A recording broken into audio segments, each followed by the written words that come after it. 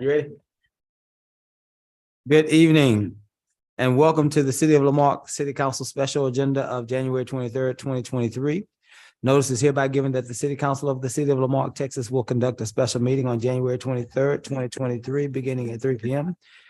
in the council chambers at 1109 B Bayou Road, Lamarque, Texas, as well as via video conference hosted through Zoom, in accordance with section 551.127, Section B of the Texas Local Government Code. The presiding officer and a quorum of the Lamarque City Council intend to be and will physically be present at 1109 B Bayou Road, Lamarque, Texas.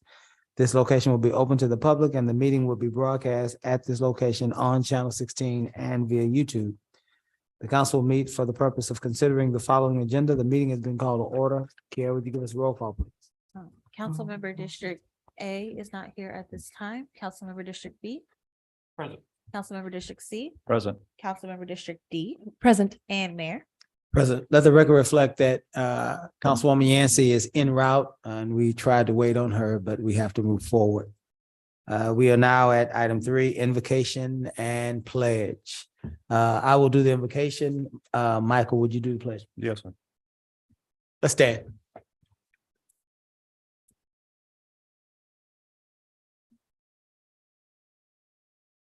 Oh God, we are certainly thankful for your presence in our lives and in this city. We thank you for every appointed official, every citizen, every elected official, Lord, and every person with a vested interest in this great city. We pray that you would guide us in this meeting tonight, Lord, that we would meet, deliberate, Lord, and move this city forward in a way that's best for all of our community.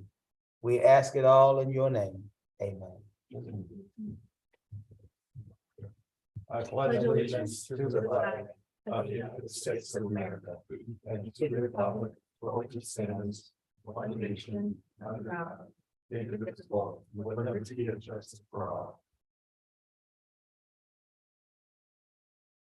Citizens participation. Limited to 3 minutes per person. Comments from the public will be heard at this time. Any person with city-related business who has signed up to speak may speak to council or limited to 3 minutes. If you wish to speak, you may give the mayor or the presiding officer your full legal name, address, and the item you wish to speak about. Compliance with the Texas Open Meetings Act. The city may not deliberate on comments. Personal attacks will not be allowed, and personnel matters should be addressed to the city manager during normal business hours. Press *6 if you are visiting with us via phone to mute and unmute yourself if you wish to speak. If you are visiting with us via smartphone, tablet, or computer on the Zoom platform, you may press the icon on the lower microphone icon on the lower portion of your screen. And if you are attending in person, you may approach the podium when your name is called to my left and to your right. You may be heard. Are there any persons with city-related business wishing to speak? Mr. Loftus, would you like to say something? Rashad Loftus, name and address, sir. Can you hear me? Yes, sir, we can.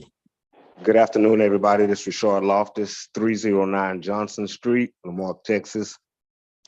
What I want to speak about today is in District A and several other districts in this city, trash cans are being left on the side of the road. I meant to mention this a while back, but it was only until I got a phone call yesterday from another citizen who has the same issue with these trash cans being left on the side of the road after trash day, and in some cases till the next trash day. It is unsightly, and if you drive over into these other subdivisions with HOA restrictions, you don't have that problem.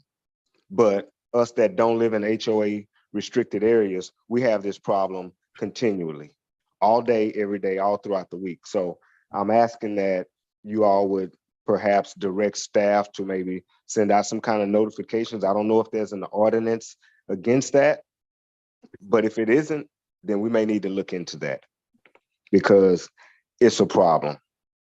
And also too, I got a city newsletter in the mail the other day. I was quite happy to see that.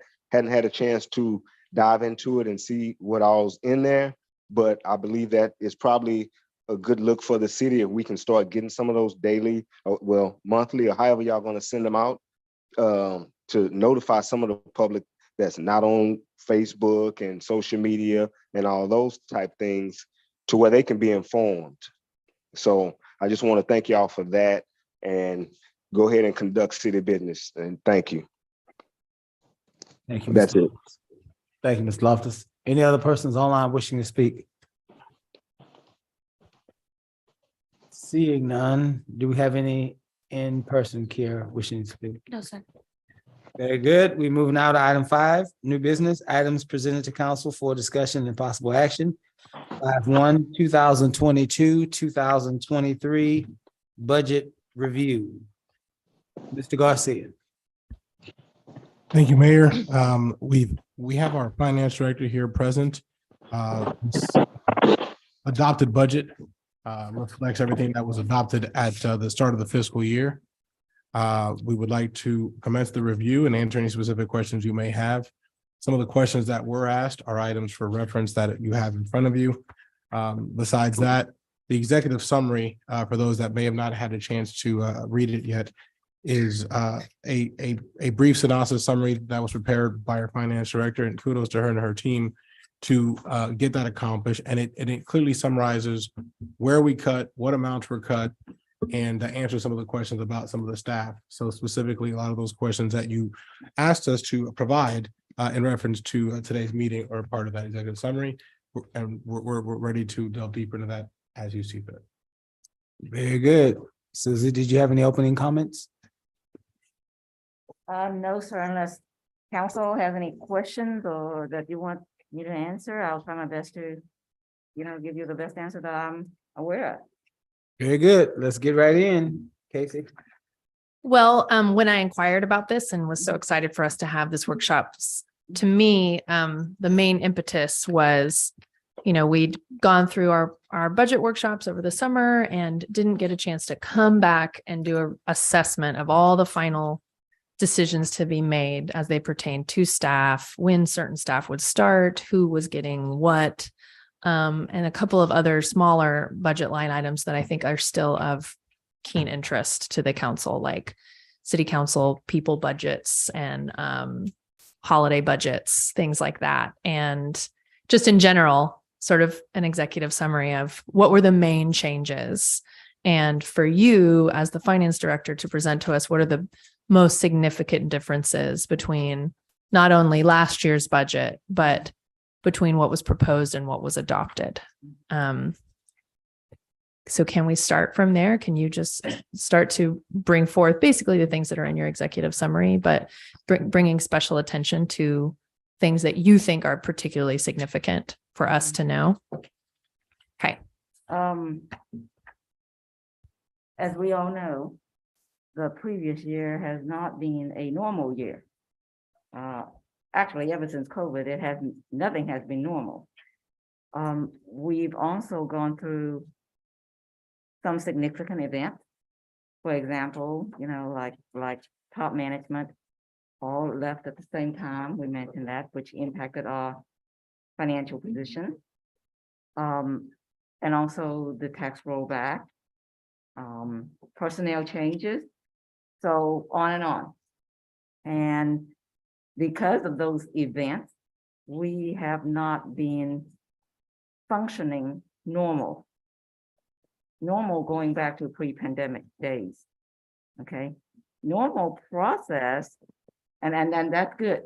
If everything was normal and everybody's doing everything routinely, then yes, given time, we have sufficient time to actually manage every single task before we propose the budget to council. That's ideal. But like I said, things have not been normal, and there were additional tasks staff had to manage, and short in time, so we could not really fit everything into that short window to propose to you like we always wanted to. As you can tell from the executive summary, there was a lot of things, a lot of activities occurred, which I lined out every single item in detail, so it's out on the table for everyone to view, see, and judge based on fact, okay? Normal process has been, okay, we give council a draft budget calendar. Mhm. Here's the plan. You know, certain date, we must have this task done, certain date, and then follow that whole order of events and things to occur. However, if things are not occurring as planned, things start to shift. Your outcome begins to change. And that was basically what happened. So we share with you, kick off the budget, we share with you a draft budget calendar every year. At early stage, okay? So everyone can make plans. Then we get with department head, every single department, and share with them as well, the budget calendar, knowing exactly what to expect. By a certain date, here, you know, you have every single department submitting their original request based on what they need. Mhm. I'm not gonna know what they need. Mhm. Yeah, I'm not jack of all trades. So I rely on every single department to originally send us the request, what they need to operate, Mhm. the basic operations, and then whatever that's on top of that, right? So by certain date, if they're done, then that gives us time, myself to review, and then city manager to review, and then we come up with a proposal. And then I would have enough time to summarize, put in highlights like this, and put everything into the proposed budget document to share with the public and council. So you know exactly what the highlights are, basically, the summary. However, if we don't get those requests on time, then that kind of pushes us down to a point where we don't have enough time to summarize and all Mhm. that. And I cannot just arbitrarily make up those things because those have to generate by the requesters, each individual department. Mhm. Okay. So when there are different events occurring during the same time of peak season of the budget where everything is due, that also pushes the timeline behind from each individual department. The budget itself is a team effort. It is not just a financial Mhm. document. Mhm. It is a full team and it requires cooperation from the full team, from top to bottom, from council to the janitor or whatever the lowest position is in the city. It's a team effort. And without full team, it's a difficult task to bring out the desired result that we want to bring to council, and which leads to the adopting the budget phase. So all I can say is normal process, provided time and provided better planning and organization. Absolutely, yes. You know, we love to deliver a quality proposed budget and also eventually the adopted budget where every single council member feels comfortable going into adoption and make that decision to adopt, not because of the time constraint, but because of the fact that you're comfortable with the budget to go into adoption. That has always been the goal in the past. Like I said, since the pandemic, nothing has been normal. And when you deal with different events, all I can say is, you know, we do apologize that it turned out this way, that you didn't feel comfortable going into adopting the budget, but before we come up with the official document, at least we want to bring you what factual events and data that we have encountered and went through in the document. So hopefully I answered your question. No, not totally. I mean, yes, conceptually, but I would really just like for you, and my apologies, all of my computers right now are not. So I am looking at it on my phone. My apologies. But what? Oh my gosh, that would be amazing. Since I'm the one that said I don't need that I showed up with not charged computers. But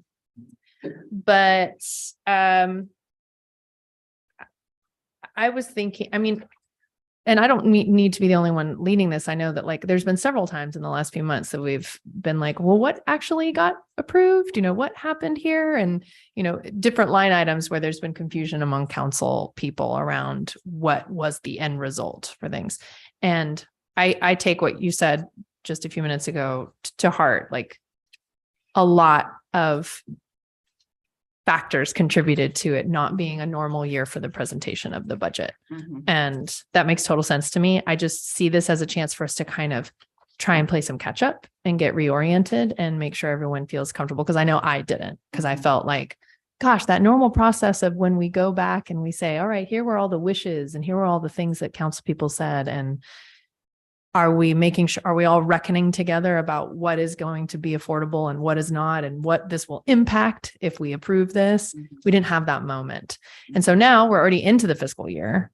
And so I think it's time, and maybe I'm the only council person out here saying like, I'm not totally sure everything.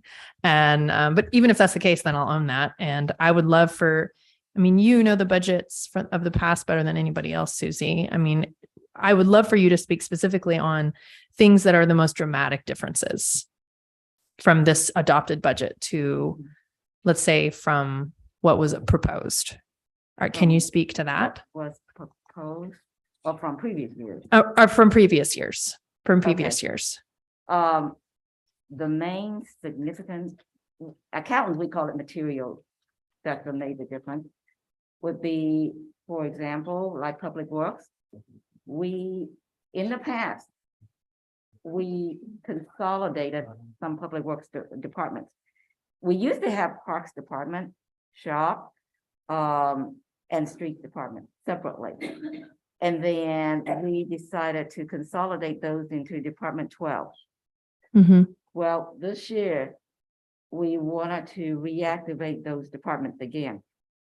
And if you can see some really strange numbers when you compare multiple years, because now all of a sudden you have 09, Department 09, which is Parks, Department 10, which is what called Fleet Services, where it used to be Shop. So those may cause some strange looking trends, so-called, if you compare them to multiple years, okay? The splitting, but I believe the bottom line for Public Works is still within the range. Now, in utility fund, where it used to be Department 27, now it used to be for a program. It's a stormwater permit program. Now, I think Public Works wanted to make that a department with personnel in it. Again, whatever they request, I don't know enough about each field. I only know about the accounting field, the finance field, but when it comes to everybody else, whatever they request, our job is to compile and put it into the budget and make sure that, you know, we submit to city manager for review and we bring you the balanced budget. That's what we do. So the stormwater was something that added. Mm-hmm. The permit has always been there every single year, but personnel and supplies and those kind of things, I think that's new to this year, which I don't know if those things have been communicated during those 5 days of budget workshops to council, because I was kind of partially participating and partially working with auditors on the side with other things. Mm-hmm. Those are significant changes that we made. And then the split, and we've discussed this during those 5 days of budget workshop. You know, the Public Works Director wanted to split by each position, as you can tell from my chart in the executive summary. Every single position has different splits based on the activities that they do that's related to whatever department that Mhm. they work on. It was something that we feel we need more consistency instead of just based on certain position like that. So we developed a different approach and we brought it back to council. You recall, and we want to practice the same approach religiously every single year so we can be consistent. So those things we brought to your attention before adopting the budget. That's different from prior years. And then, of course, we all knew about the tax rate. Mhm. I don't need to go into that even more. And that we lowered the revenue, the tax revenues accordingly before you go into the adopting the budget. So let's see what else that we have major changes to. And then, of course, you see all the city managers cut, okay, into the operation. And simply because, you know, we had a rollback and, you know, we need to manage our financial planning better. So to play it more conservatively. Of course, some of them may be impacting each department's operation.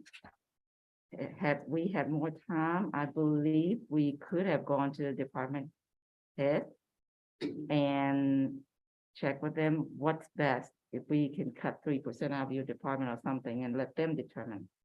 But again, we simply did not have sufficient time. Mhm. Okay, to bring out the quality work from the proposed budget point. I feel that we really, everybody from council to the lowest end of the organizational chart needs to stick to that calendar religiously.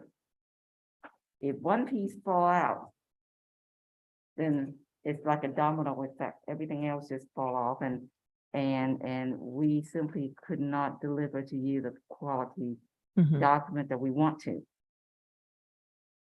I have a specific question about some of the things that were cut, and I think you can probably answer these, and so could Mr. Garcia. So I really appreciated how you went through all the different departments and listed out the significant changes.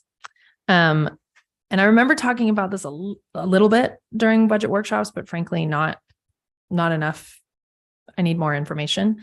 One of the things that you said, like, that got cut in almost across every program were operating supplies, right? And like, there's significant enough chunks out of each one that I've just been curious about. Can we talk a little bit more about exactly what that means? Because I just keep wondering, like, how is this impacting each program in ways that, like, I know we have to make intense cuts, but to your point, earlier of maybe there's a way to let more program heads have a little more, direction on that. I don't know if we think it's too late for that, but I'll be quiet now and ask you to speak on what operating supplies are, for example, the city manager's budget.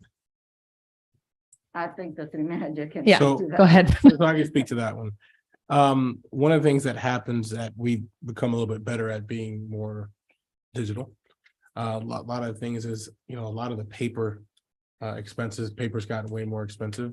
We've been a little bit better at that. Mhm. We're using more digital technology, more email when we can, signature stuff. Also in filing, keeping digital files. We've done a little bit better job with that. Also, what we looked at was before the end of last year, if there was any chance to pre-purchase some of those things that we thought could hold us over a little bit. We try to do that a little bit as well. So we ordered a larger allotment of paper to kind of get us at the end of the past fiscal year.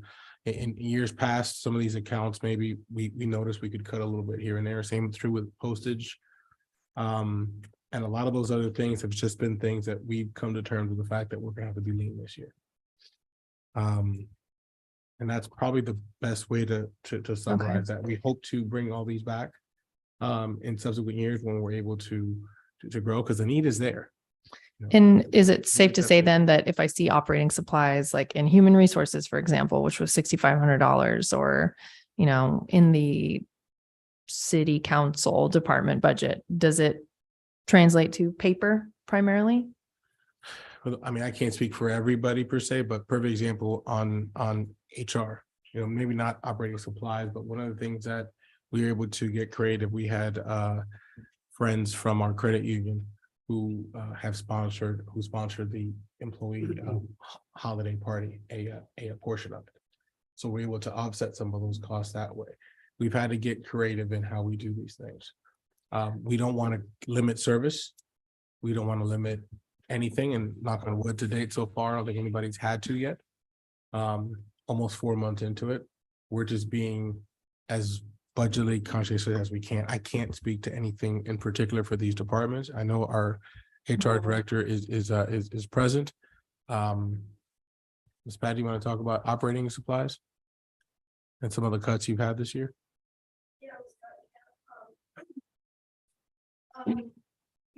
Ms. Patty.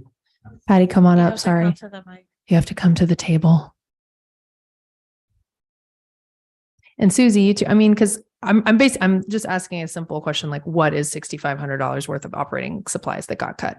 Just to give a better idea of what that means. I don't know.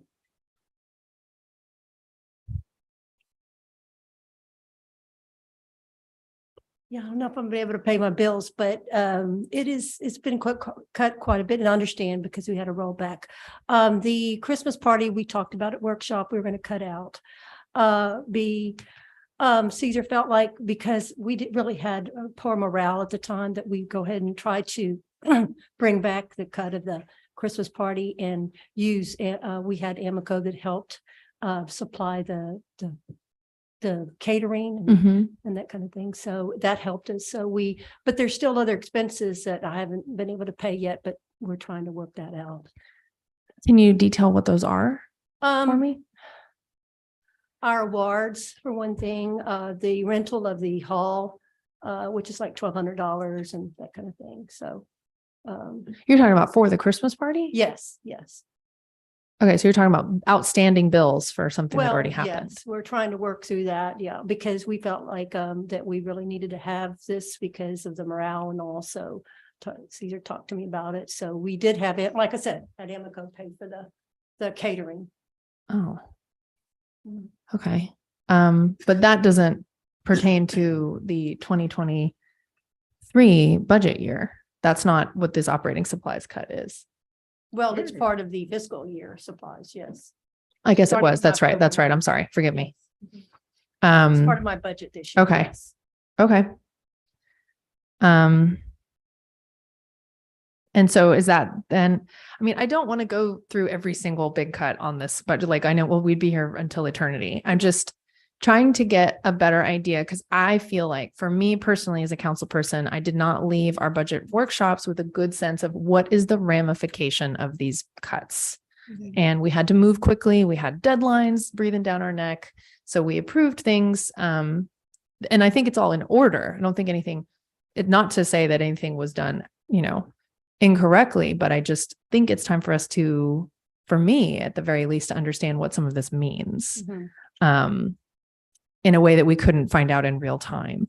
So for example, so you're saying, is it safe to say approximately $2,000 out of the operating supplies would have gone towards paying for a Christmas party Yes, supplies? yes. Okay. Do you have a good idea what else is in there? Well, like I said, awards was one of the things. What's the word you're saying? We give. Oh, your awards. Got it. Awards, gift certificates to our employees for service awards. Okay. We do have a recognition program that employees are voted for by the employees or nominate an employee. We have a committee that helps pick that award. Sure. And so that we do add to that cost as far as a little bit of a incentive. Okay. What about the recruitment cut and the professional fee cut? Those are both around $7,000 each. What does that mean?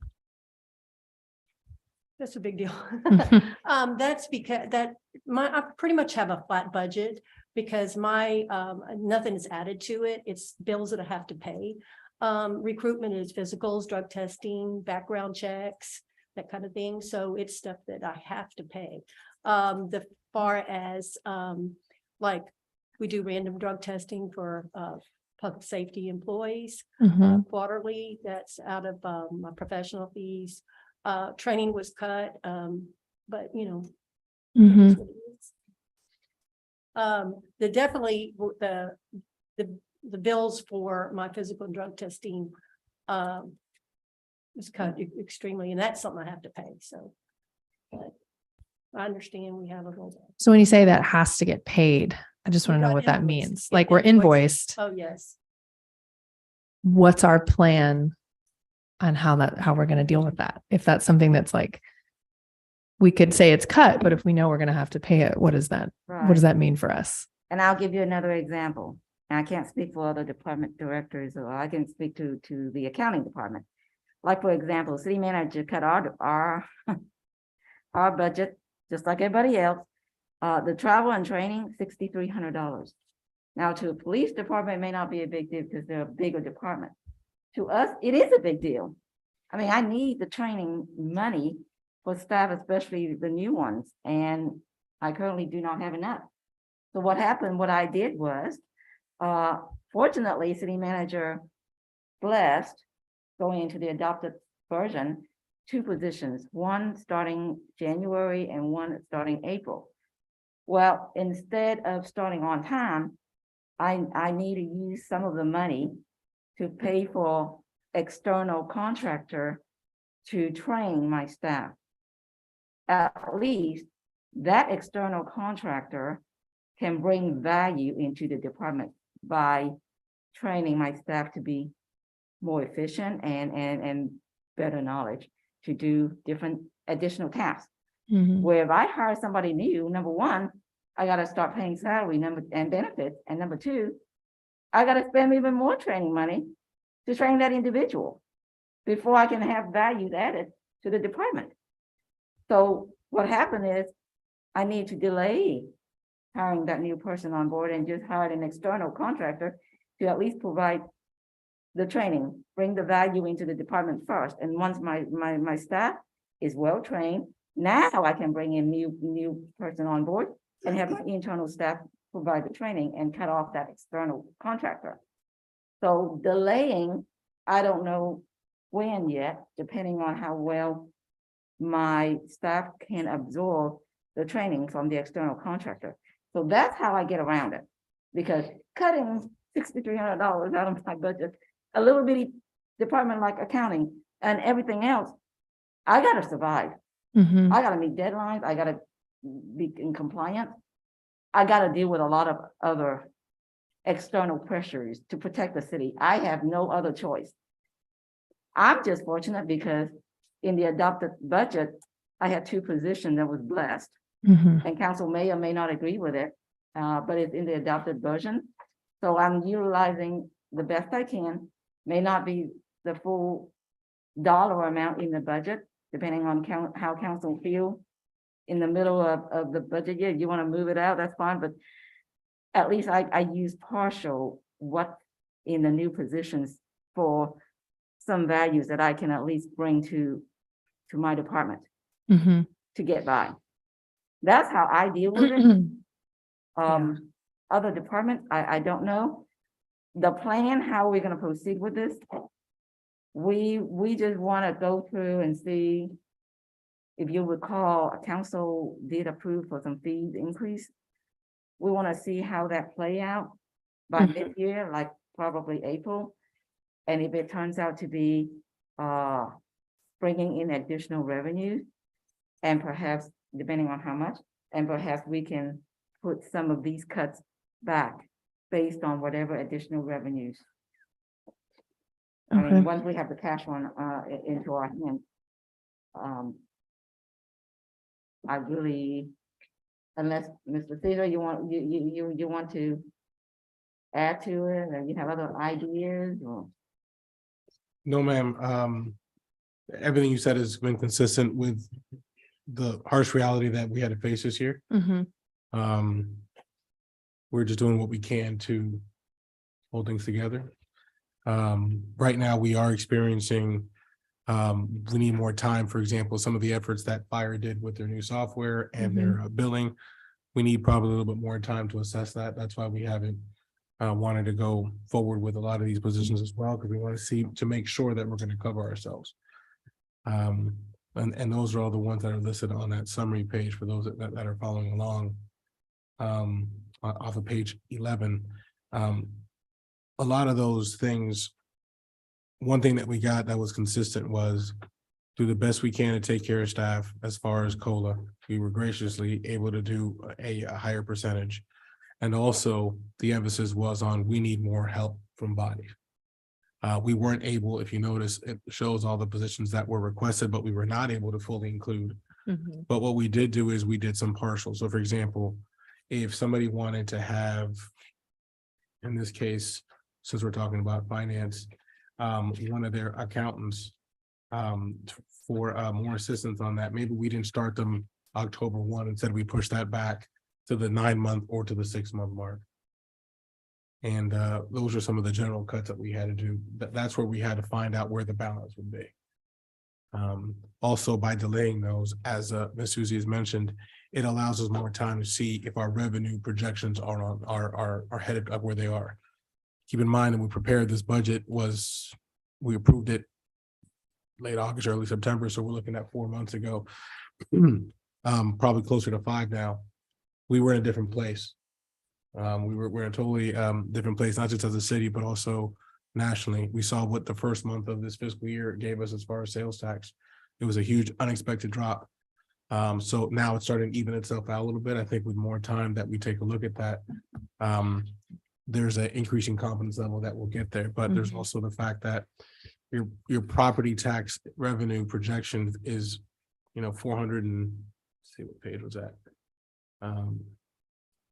Look at page 5. It talks about $496,000 less than what we projected to have. Mhm. So there was the rollback, arguably a slight rollback further when we went from 47 to 46. And then the fact that, as a result of that, we experienced more losses, the large lump sum payment with the admin fee that we had to make a payment for, in addition to these new bodies that we wanted to look to add. Altogether, that's what culminated in what's before you now. Okay. And if you recall from my financial statements, for September, closing out the year, at that time, quite a few revenues dropped. Mhm. Okay, in addition to taxes, it wasn't just property taxes, building permits, municipal court fines. That's a big drop in that one too. And that, there is an impact to the financial position of the city, huge impact. Okay, I've mentioned all of that in my financial. It was on the chart and the explanation. So it wasn't like we haven't really told the public or anybody. It was, I try to be as straightforward and as transparent as possible. So I think we need more time to fine tune different areas and come up with a good strategy and maybe, find ways to allow these cuts to be brought back. We don't have a budget, but we need to do some more research and find out why these revenues dropped so significantly. Was it something that we can help? Or was it something that was just something out there that we don't have any control of? What's going on? So, I mean, there were several revenue items that have been dropping. If you go back to my financial in September, okay? Those are problem areas. If I could also touch on the side of the utilities, you have for second reading tonight, the water rate, assuming that it passes tonight, you'll see that for the first 4 months, so 1/3 of the year, whatever change is going to take place, it did take place for the first third of the year. Also, we're looking at a 1/3 of our, or excuse me, 1/2 of our break-even point. And to that point, to what Susie mentioned with stormwater, the stormwater crew was something that was essentially affected probably the most by the actual rollback, because the idea was to add a stormwater crew that would help suffice with our citywide drainage program. We attempted to bring that back this year through the capital improvement fee, the stormwater fee that we were looking at adding as part of the $10. So 6 and 4, 6 for capital improvement 4. And quite frankly, as residents mentioned, we're not ready yet, right? It's just too much too soon. So that gradual process is something that we also have to take into account. So although you'll see that stormwater is listed on there, that's an expense that we have not hired for, obviously, because we're not ready to. We're not there, and it's something that we're not going to be able to accompany. So to that point on that side, since it's a side that we haven't really talked to a lot, but that is one drastic part as well.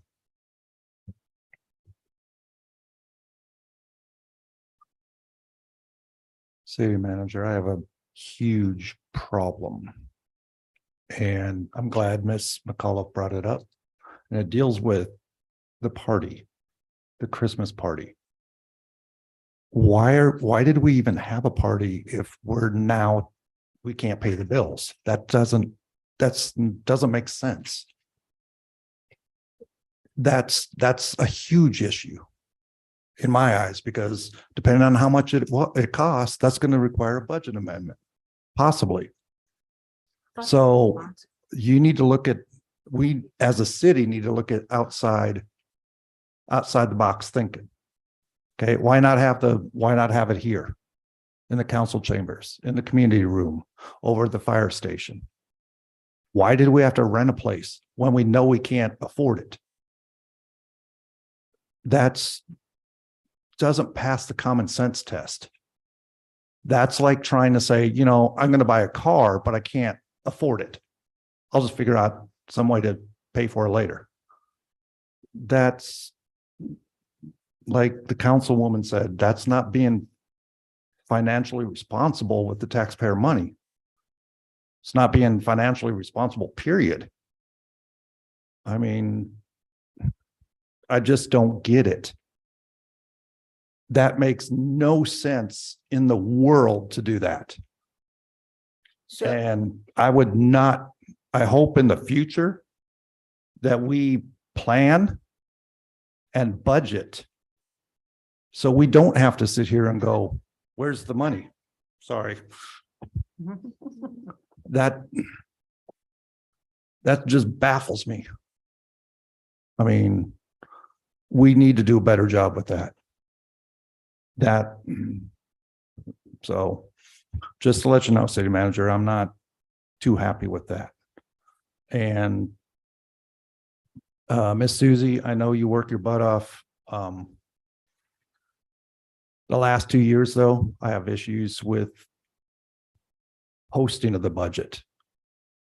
So I'm going to address it to city manager.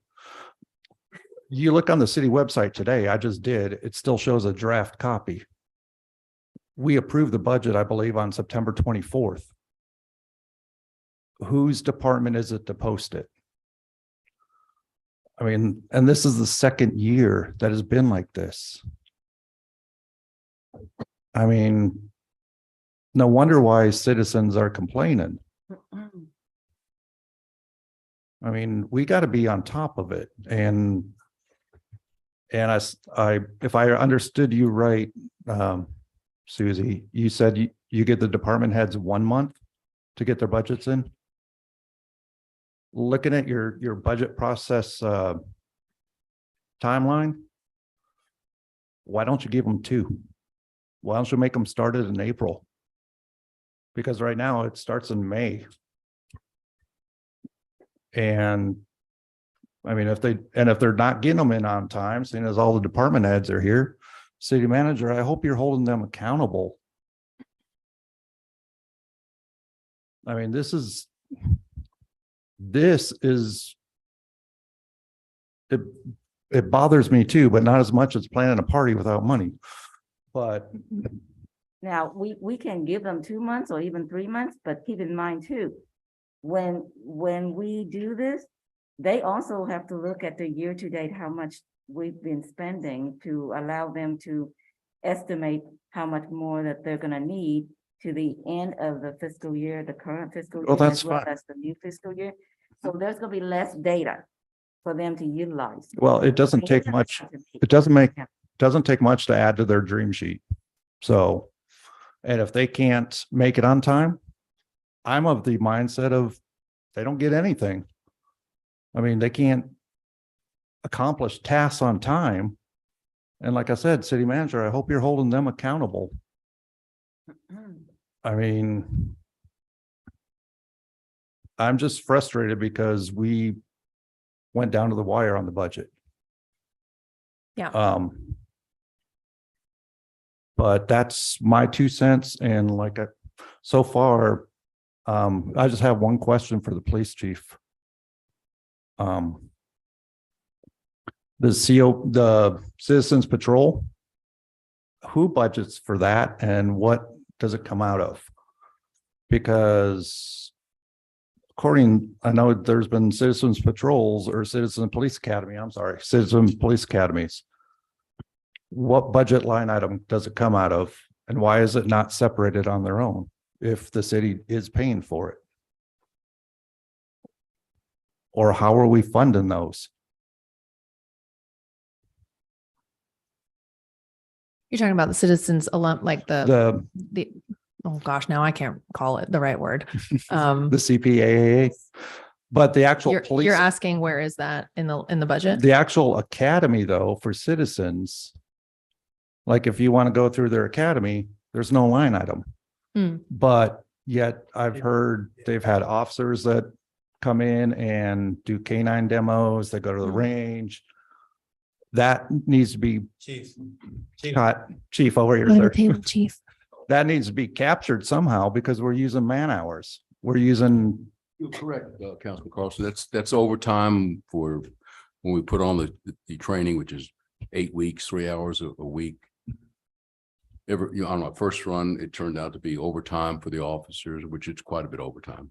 And the academy doesn't, Citizens Police Academy, Alumni Association, they might attend, but there's really no costs other than maybe the paper and the time for the officers to perform the training. But there is overtime. okay, but you just said it's overtime. So that's money that's coming out of the city's coffers for this. Correct. It's quite a bit. So why isn't there a line item on the budget for it? If we're paying for it, I the mean, we city's could do paying that. for it. Could be a separate line. I guess Susie could do that. I We mean, just we got to can't do that. capture that cost somehow. I Yeah. mean, if we're doing more than one academy a year, We do one. okay. One. So we do one, but what's the cost? Some of them have 2 or 3 officers working, so we really never captured that. We can, and we can get it to the city manager. Yeah, that, It is- I mean, it- to me, it is. that we need to account for all the money. Yes. It's a lot of overtime. And that's what troubles me. It's a lot of overtime. Mhm. I mean, all the departments have overtime, so.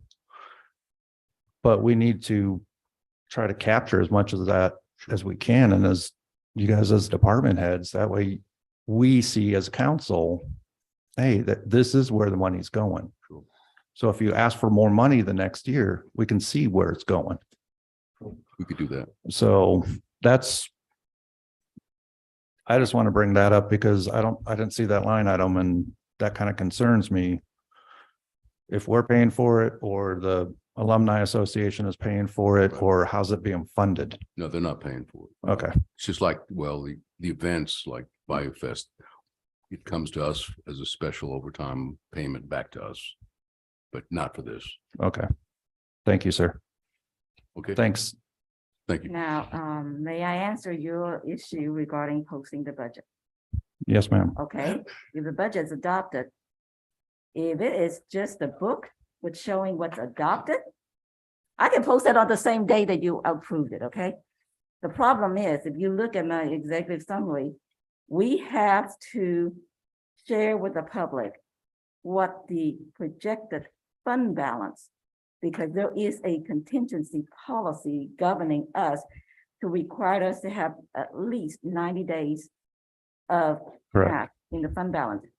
In order for us to bring accurate information to the public, are we passing the 90 days test or are we not? I gotta wait until all the bills are paid and capture those expenditures to give you the most accurate fund balance to know where do we stand? Are we at 90 days? If we're not, we're in trouble. And that is an important piece of information. I It may understand not that. be you guys, but it may be for us accountants. Because that is what's governing us, whether are we in compliance with our own policy or not. That's why in the budget book, we share with you that piece of information because it is an important piece of information. Now, to give you an accurate number, I gotta wait. But if you don't care about that number, we can post it right on since October the 1st. Not a problem. Well, the You don't hold problem, me accountable for that fund balance? I'm okay. no, Hey, the problem I why don't we- have, we're in January now. You Mhm. go to the city website and it still shows a draft. Well, it is not uncommon to have 90 days being reasonable period and ask auditors for many, many cities to put just, here is the draft of the budget book, 90 days. Some people may need 60 days, some people may not need anything at all, depending on what budget or what public and council wants. Yes, it is in January. So we do plan to have that official document posted online in January. It's not going to spill over to February. But the point is, some of the bills being paid, I can't control vendors with their invoices, but we can have to keep an accurate count of what's outstanding to allow me to see what's the true fund balance. So I can give you that most accurate information as well as auditors too, not just the general public. So if it is just the budget, adopted budget information you want, you're making my job very easy. That's fine. I'm over it. I mean, I go along with you. I mean, that's great, perfect. I don't Right. have to Well, worry like about the 90 days. I love that. Like I said, we're in the late stages of January and it's still showing a draft. I've gone to other cities around the area and they don't have a draft version. They have the actual budget. Every city is different. Of course, they also have a bigger team too. And I'm not saying, I'm not trying to use that as an excuse. But I was only trying to find out are we good with 90 days? And have some accurate information in my executive summary. But, I'm not saying that we're perfect. We're not. No, Absolutely and I not. understand that. And you got a tough job. And we will strive to have it within maybe even 60 days. This year, like I said, it has not been normal. There has been different events occurring. So, but we care about accuracy of things as well. And I do apologize that, it's spilling over to January. And we'll try to improve it year after year. Just a quick question though. I mean, your issue lies with just that the version we already adopted was not on the website, right, Michael? Right. It's listed as a draft. So, but that's not your job to post it on the website. That's why I'm asking, whose job is it? I think My job. it is your job to go into the website and post it. Okay. Well, then I think it sounds like it's as simple as just, can it get posted sooner? That's all. Right. But this is the second year in a row where it's been late being posted. Right. And I've had citizens complain about that for 2 years now. I mean, we need to get better. I mean, Mhm. we need Okay. as a city to get better. Mhm. And if we're not doing the right thing, then What Right. is, I'm sorry, Mhm. Councilman, what is the cultural standard? What is the custom that in the past that, because I know the last 2 to 3 years have been abnormal. What is it normally The when it's normal, posted? according to GFOA, which stands for Government Finance Officers Association, that's the standard that every single city across the nation is used as a guideline to practice, is December 31st. The December guideline. 31st. Okay, Okay. So And it's we're not- just is it- now, what, half a month? 3/4 of a Past month, yeah. yeah, so as long as it's posted by this December 31st, then we're in compliance, so to speak. with the state Exactly. law. Exactly. Yep. Now, see, some cities may post it in September, Mhm. which is fine. We're not here in competition with who's posting it the earliest. Right. I'm just concerned about, am I giving the public accurate information? That's my goal. And stay within the standard that's given to us nationwide. Absolutely. And due to the first in 2021, we did have a lot of people leave at one time, so that impacted the fund balance. That took Absolutely. about what, 400, 500,000 out. It was about 500,000. Yeah, okay, so that would raise some alarm to make sure the numbers were correct. And then because of the tax rollback Mhm. this past year, we had to see what the budget was going to be after we got the numbers back Yes, ma'am. from the election and all of that. Okay, so that's what the delay is, those two. Plus, we had quite a few emergencies and Public Works Director can testify to that, which there were significant expenditures Right. but we gotta wait for the invoices to know how much. Those have a major impact to the fund balance. Right. We're not talking about $5 here. Well, I understand. I mean, we've seen the ordinances and the resolutions to get that funding. And because we are a growing city, we're still like operating as if we're a small city because That's we right. have not kept up with the growth. Exactly. And even GFOA, Government Finance Officers Association, has been granting extensions for all the cities across the nation, going past the 90 days, because they realize that it has not been normal the past few years for many, many cities. And Check it out Texas- online at gfoa.com. Have we applied for any of those? They have been granting extensions for many, many cities. Have we applied for an Yes, we extension? have. Okay. Yes, we have. And even GFOA, a nationwide organization that's governing all the city, local governments, recognize that. I mean, I'm, yes, we've been spilling it over to January, but I'm still within the range that's allowed by a nationwide organization that's overseeing all the municipalities, that it's okay. Mhm. But if you guys are not okay, which is fine too, we'll have it posted September, but we won't have the 90 days information. Mhm. Yeah, no, I think that is a directive the council collectively has to give to the city manager. Mhm. And when we do that, we will definitely have comprehensive requirements for that posting. So you don't have to worry about that. When we act on it, you'll know exactly what the council expects Right, moving okay. forward. I mean, as long as we don't apply for the award, that's fine. We'll post it immediately. The last thing is you mentioned you have to bring a contractor in for training. Currently, yes, Is your whole staff getting trained? yes, Okay. yes. In order for us to function more efficiently and effectively, we need staff to get well-trained and backing up each other. Oh, I agree.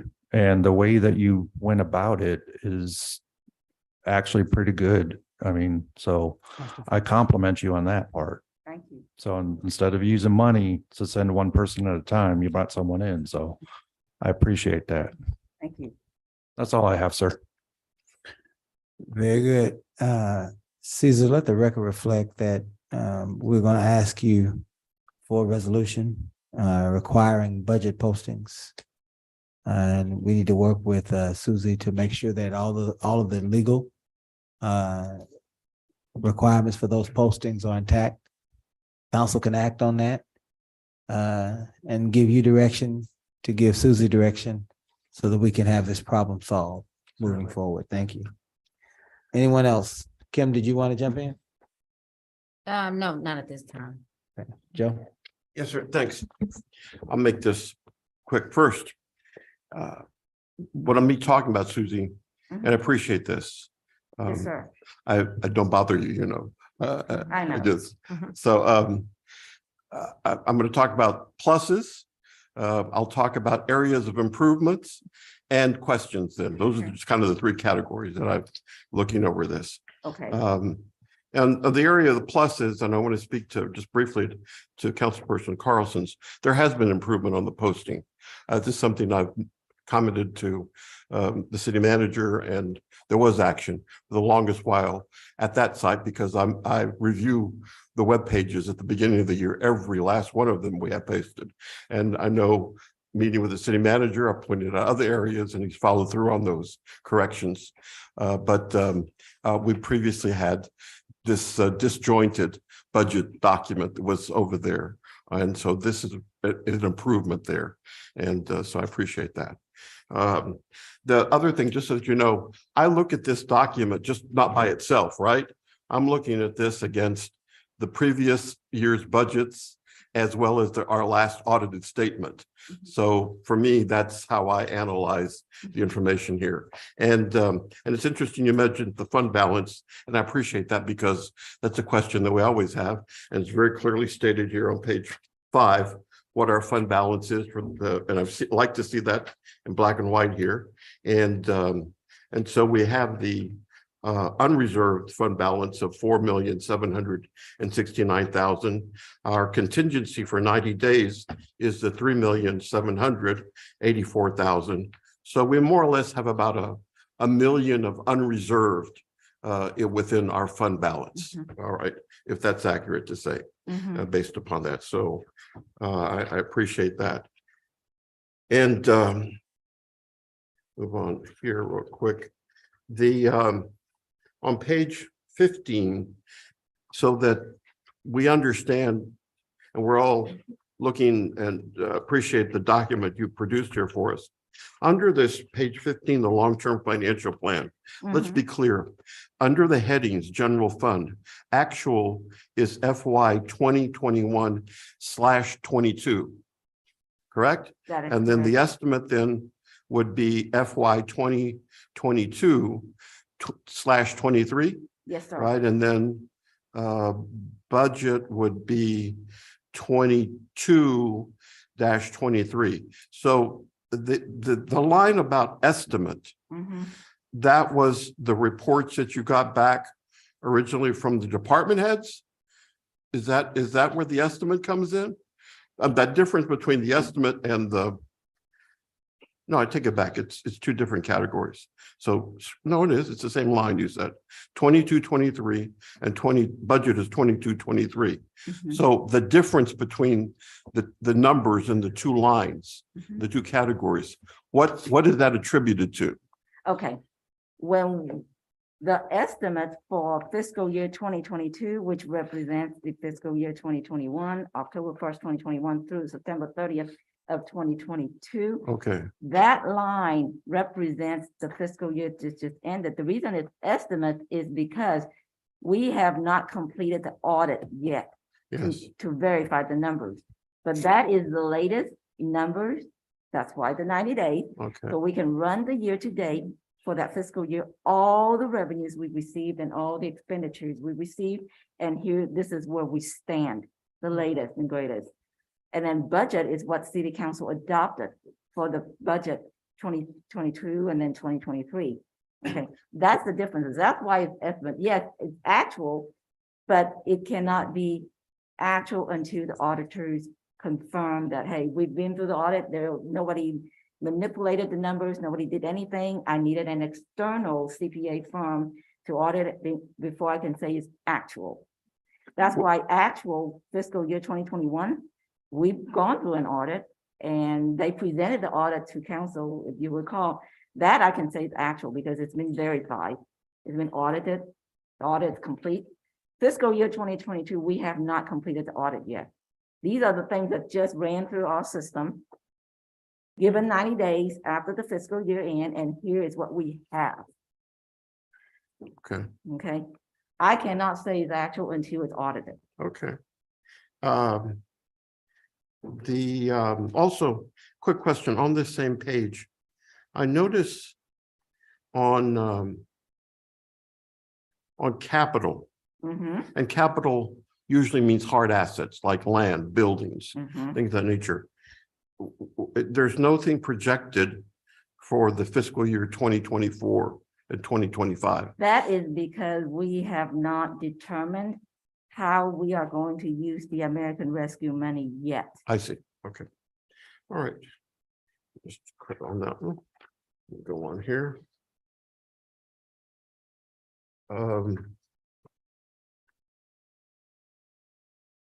By the way, this is, I don't know who provided this, the overview on page 19 of our community. I don't know this source. Oh, that was EDC Alex. Oh, Alex. Alex Getty Okay, so provided me I that. don't know this story. I I don't know went where to he the- got it. I went to the census in the late Uh-huh. communities update. And I'm pleased to say, and I keep saying that, and I think this is a marketing that we failed to utilize for our community to show stability. But according to the latest census information for 2020 through average Mhm. between the years 2017 to 2021, our owner occupied, those people who own their homes in our community of Lamarque is approximately 73% of our residents. 73% of our residents own their home here. That speaks to stability here in this community, Okay. and affordable housing as well too. So but I don't know where you got these numbers from. I was curious on that. Yeah, now you know. Yes. Now, on the top employers, once again, if he provided this, I did not quite understand why the Texas City ISD, the employees from the ISD, which had earlier been listed under Lamarque ISD, are not shown as an employee, as employees. Mhm. I'm just throwing that out. That's an area of question, right? Right. And I'm not looking I'll for an check answer with right him now. afterwards. All right. Go on here. This is the revitalization and this carries over to EDC both. We show on page 165 a negative of $1 million there. Mhm.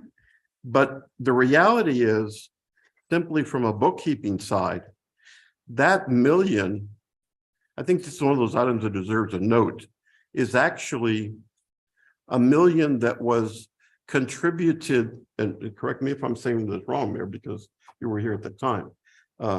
It was $1 million that was contributed by EDC That is for correct. the 2017 bond work Mhm. on behalf of the city, That's correct. correct? Yes. So there was never actually a payment by the city of Lamarque to support our wonderful road renovations from the 2017 bond. Is that accurate?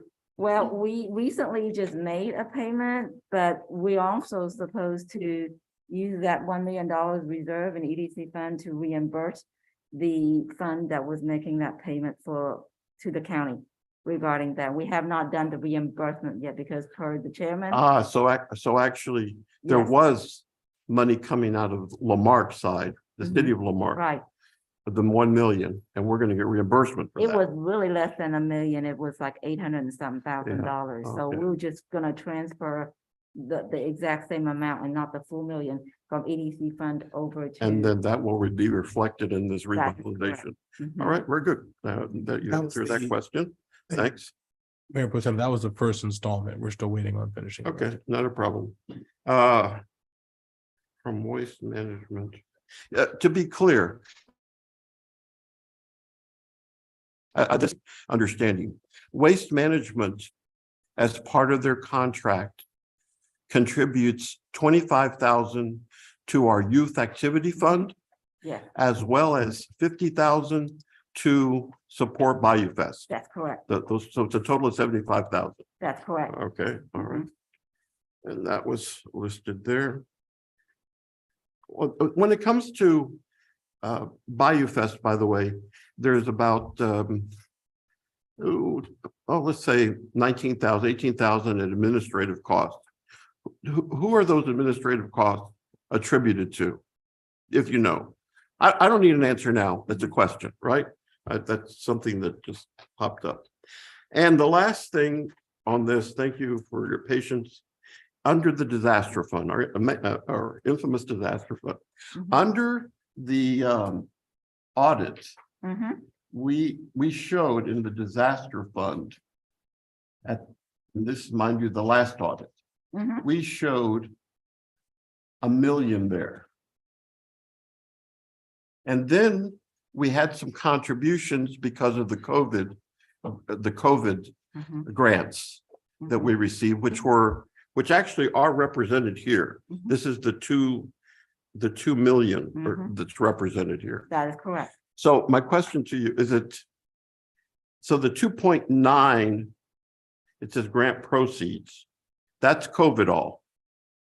So I'm looking for my other million. Where's the other million? Once again, it's a question. Mhm.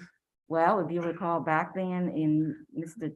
Tink Jackson's days, Yeah. we actually moved $1 million into the disaster fund as a reserve Uh-huh. for disasters. Originally, it started off with $1 million already. That's in what I'm the saying. disaster fund. Okay, But did we spend that over some period of time?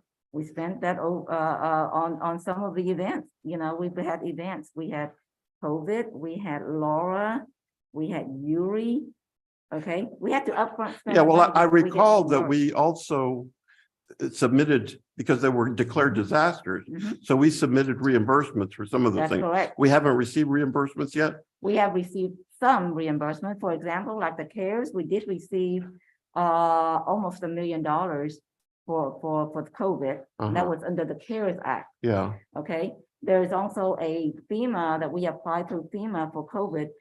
I just got through submitting that Yeah. before December 31st because that was the deadline. So Yes, we will be receiving that we have not been reimbursed yet. Hmm. Okay, plus Laura, we're about to wrap up the event Laura, the Hurricane Laura. yeah. And we have not been reimbursed yet. So we're wrapping things up, so we will be reimbursed. Yuri, we've submitted everything. Mhm. So now it's just signing the completion form and get funds released to us. They see, FEMA finally approved that. Okay. Okay. So when the reimbursements happen, do we show that the reimbursement to the disaster fund? Mhm. We show that to the disaster We fund. show that, but Okay. also keep in mind too, under the CARES Act, Right. we submitted over $3 million Yes. worth of documentation. But we only got back because we reached our limit of, I think, $16 per resident. Mhm. So it was like almost $1 million, but not quite $1 million yet. Hmm. Remember that? So we got back, but they approved the public safety salaries that we Mhm. spent on COVID. So when it comes to salaries, when you generate payroll, it comes directly out of general fund. Police and fire, they're both general fund. Mhm. Okay, so you cannot just charge, oh, by the way, 2 hours of the 80 hours comes out of the Fund 70. You can't do that in Mhm. payroll. Mhm. So expenditures came out of the general fund, but when we received the grant proceeds, Mhm. and because it was public safety and clearly that was what they approved, Yeah. we put it back into the general fund. So let me ask you this, this shows a credit here in this account Mhm. of 2,232,491 $491. Mhm.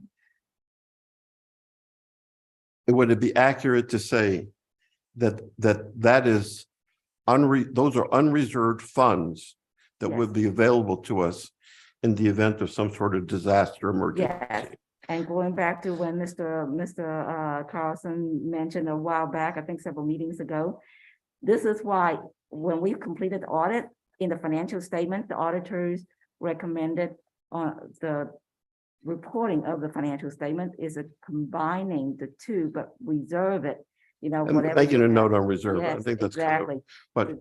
but also, Mayor, I would ask, perhaps this is an item for future discussion, where do we need that much in the disaster fund? Can we reallocate a portion of that to help And we can, in other areas, whether it be and we utility, can. we still have a negative on that, things of that nature. That's And that's that's all I the have. point. You said we can reallocate Yes. those. And So- I've checked with the auditors and get an okay from them as well. Okay. Okay. Let's make sure when we're doing that, we're doing our due diligence to see what other cities what they have in comparison. We still live on the Gulf Coast, Mhm. and the threat of storms are real. So let's do our due diligence on that before And we if make you a recall, recommendation to council. In the past, the reason I segregated into Fund 70 was so it's easier to track supplies and things that we get for a certain event. So that way, when we file through FEMA, all I have to do is just go through one pot instead of all over different departments and just get the backup support and submit it to FEMA quickly and get reimbursed quickly. That was the reason why to segregate into Fund 70, capturing supplies and other things, but not payroll. We can't do it through payroll. Right. Okay. Well, my only reason for the suggestion too, Mayor, Yeah. is to help alleviate Councilperson Carlson's heartburn on paying for the rest of the Christmas party. Okay, so let's get that. I got off. that. That I is, agree with that. that is an emergency. That is an emergency. The Yeah. Christmas party, right? Appreciate it, sir. Thank you. Thank you. You're very kind, Susan. Thank you. Thank you. Hey, Susie, Yes, sir. I'm going to ask you some questions and hopefully I can get just some really quick answers so we can move through this. Mhm. I am going to deal with you in a few areas, but the first area that I want to try to Okay. chat with you on is the area of process. Mhm. I heard you say to Casey earlier that we were not functioning with a normal process Mhm. and that we could not make the proposal like we wanted to this year. Yes, sir. And so then what it looked like to me when you said that, I began to think, and the first thing that I thought was the budget calendar was outlined, was it not? Yes, sir. The budget outlined by staff, yes. Adopted by council, yes. Yes. Budget calendar. And so that leaves me to wonder whether or not the budget calendar was executed. And that's where you fit. And I need to ascertain from you whether or not, in your opinion, in 10 words or less, this budget calendar that was adopted and proposed, if it was or was not executed. Was not executed. Was not executed.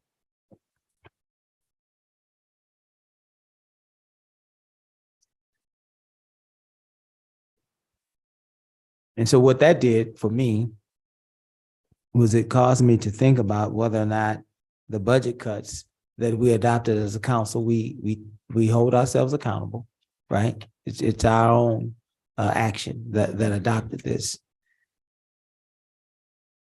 But now I'm wondering whether or not the budget cuts that we adopted, if they are sustainable. And so the next thought that I had was, well, perhaps if we had a year to date, right? If we had a year to date to compare, we adopted this, we are now in January, or we're ending the first quarter of the fiscal year. Mhm. Here's where we are. And so if I were to ask you for a year to date comparison for each line item, you would tell me what?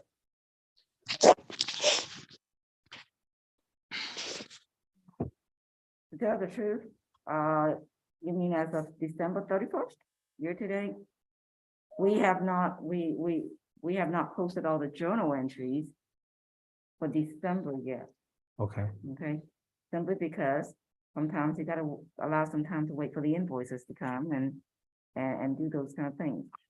For example, please, you gotta wait for the invoice to come to allocate the cost of fuel, the lease fees, those kind of things. Without allocating those costs, that's not captured in the proper period as an expenditure.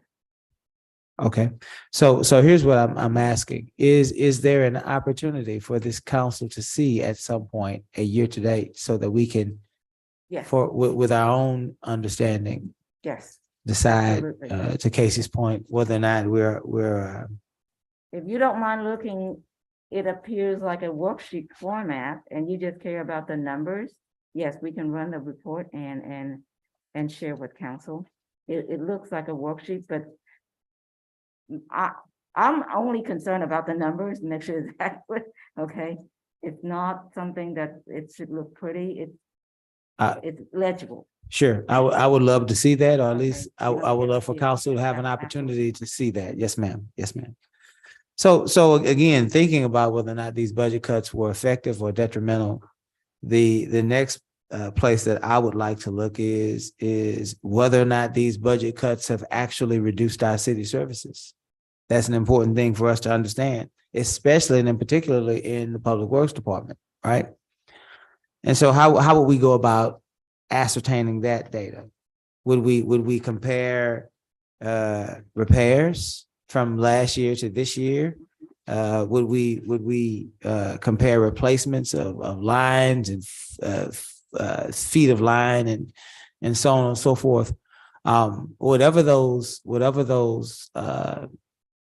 pieces of information we can use, I believe it's important for us to understand whether or not this rollback has affected us fiscally, and if it has, we need to know how, where, and why, so that we can try to move forward to a better place of fiscal responsibility. Let me switch Okay. gears with you for a minute. No, let's stay on process. Let's stay on process for a minute. Okay.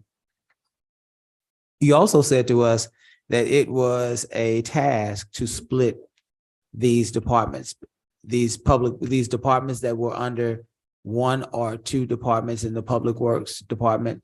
To split them became a task for staff. Given the fact that you knew, and I'm saying you, but I'm not actually holding you accountable. I'm just saying you. Let me say it different. Given the fact that we knew that we were potentially behind schedule in our budget process, was there any thought to perhaps delaying this action until next fiscal year? That was one of the choices, but if that was something requested by the director, if that was supposed to help the director better manage the operations, I can't speak to that. I mean, I'm no, And that's. so, and here's what I want to drill down just a little bit Okay. with you on process. Not that, and I'm asking you, with all of the years that you have of experience in the finance department, right? When that happens, moving forward in your expertise, Mhm. how should that have been handled? And I don't mean who should have done what as far as Caesar or Rick or anybody. What I'm asking you is, from a process standpoint, when things are being done, actions are being taken that are detrimental to the budget calendar, whose job is it to respond to that Mhm. question? And how should they respond to that? Well, in an ideal world, everyone knows the peak budget season is always May, June, July. Okay? Everybody that's working for any city in Texas with a fiscal year ending September 30th. And everyone also knows not to arrange so many meetings during peak budget season, because they know there's only 24 hours a day. All right. Now, you know, you have deadlines to meet and you have to submit things. So other tasks following that submission can occur on time. But if you have new tasks being distributed to your daily routine schedule, and they're time sensitive, then you got to shove the budget aside and deal with whatever task, as well as meetings. And this is how things get out of line. Okay. Unplanned. Yeah. Last minute surprises. We all know as directors, we experienced from other cities, we all know, don't arrange, don't have anything within those months. You know what you expected. But if we do have other unexpected events, this is what happens. I'm not trying to tell directors how to do their job. That's not what I'm here for. I'm just trying to prevent the calendar from being pushed back like the last few years. So I guess what, one of the things that I think we might need to look at directing the city manager to do is to establish a budget committee. It's what it sounds like to me, because if you have a department head who is responsible for certain activities as they relate to the budget, but then that same department head has to make major decisions for their department. Seems like to me, if there was at least one person from every department on this budget committee, even when the department head has to be called away for some very important business that only a department head can handle, at least there's a person from that department on the budget team that's able to, after having met with and conferred with that department head, that's able to represent that department in these budget meetings with you and the city manager. Because it sounds like you're saying that these department heads are being overwhelmed with work, and that part of that is a small town, right? We wear many hats as department heads, and one of the ways that we know that we would be able to maneuver around that is to have a backup. So I think, Caesar, that as you move forward with a budget team, and I think that's what I would like to see. I think that you and your department heads need to work on having a backup, so that no matter what is happening in our city, the budget process can move forward. It is too important to our community for our budget process to be delayed or distracted in any way, shape, or form. And so we have to be more intentional about planning. And this is our first year together as this group. And so we're learning together. And this is not anything against Caesar or Rick or you, Susie, or anybody. We're just trying to learn together. Let me move very quickly to another place that you might not answer, but I think that I know the answer to this one. Okay. In any way. Vinny, can you help us? All right, thank you. All right. Here's what we're asking. In the materials, page 10, there is a line item that speaks to a stormwater department. A stormwater department. So we have no such department, is that correct? Well, we didn't. Okay. So we let me help in this instance. Let me. So the charter says that council is the only entity that can establish departments. And so if in fact we believe that we have a department, then the council needs to be able to deliberate and act on this idea one way or the other on whether or not we want to establish a department. Again. This is a learning experience. Let me ask you this, Susie. What is the purpose of this storm water permit line item? Not the purpose that is being used for now. What is the purpose? What was the purpose for the line item being in the budget initially? Initially, Mhm. I believe it was to meet PCEQ requirements. If I remember correctly. And what was TCEQ's requirements? You want to help us, Rick? Here comes Rick. All right, Rick. Help. Thank you.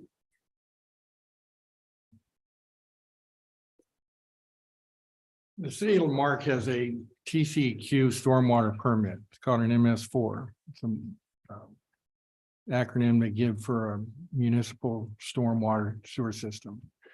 Through that permit, we are required to do many things similar to our wastewater permit. I can tell you we're not fulfilling those obligations right now, and that's a problem. So one of the things we need is not so much maybe a stormwater department, but a stormwater division within Public Works, which is what we basically tried to make sure we could categorize that, because we have to do certain things underneath that stormwater permit.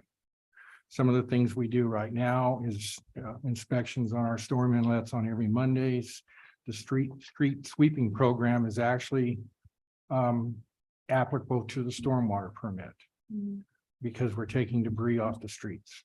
It has more to do with the stormwater than it does streets. The street doesn't care, stormwater does. Inspections for new construction, making sure that proper stormwater protections are done within the subdivisions. That's kind of a joint exercise between Public Works and Development Services and engineering who does inspections in the field on those jobs. All that has to be documented and categorized and submitted to TCQ on an annual report. When we did the annual report last year, we were able to squeak through some information because it really wasn't there, because we just have not been doing what the requirements is of that MS4 permit. And like I say, it's the stormwater issues with EPA and TCQ is as bigger than the wastewater permits right now. It's a huge responsibility that the city has to make sure that we're complying with that permit. So this department, I'm glad you're here, Rick, so that we can clear this up while you're here. So this department, I believe the staff recommendation for this department was somewhere around $50,000. I believe the administration's recommendation was like $571,000. And I believe that this line item was the line item that had the 4 workers and the grade all for the ditch cleaning and clearing project. I believe that's what you all's intent was. Now, it was not communicated in that way. And so there is a lot of questions surrounding that. And we can work through that. But I guess my question to you is the drainage ditch cleaning and clearing and the easement cleaning and clearing, is that something that will give us credit with this stormwater permit issue? Yes.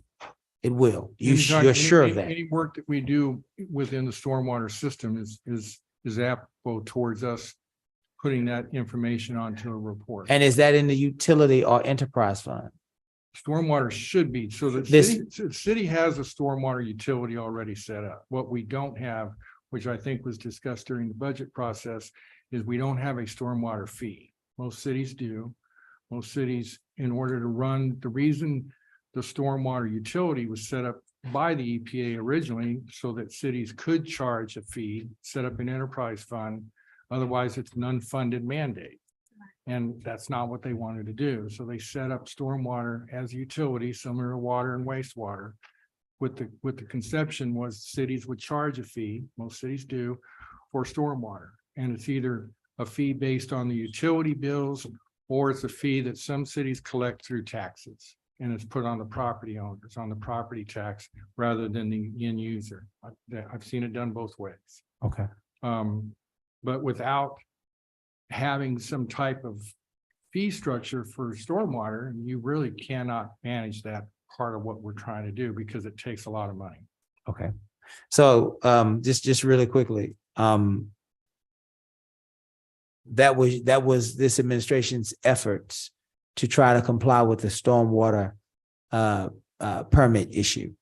Yes, sir. I Okay. believe last year we had it listed as a stormwater permit, which I think we titled that because it tied back to that permit, but. And that line item is in the utility fund. Yes, sir, where it should. be. Okay, Yes. okay, let me stop, let me And back some of out. that work was actually being done, if I can interrupt, or sorry, was a lot of the work was actually being done through streets, which was general fund.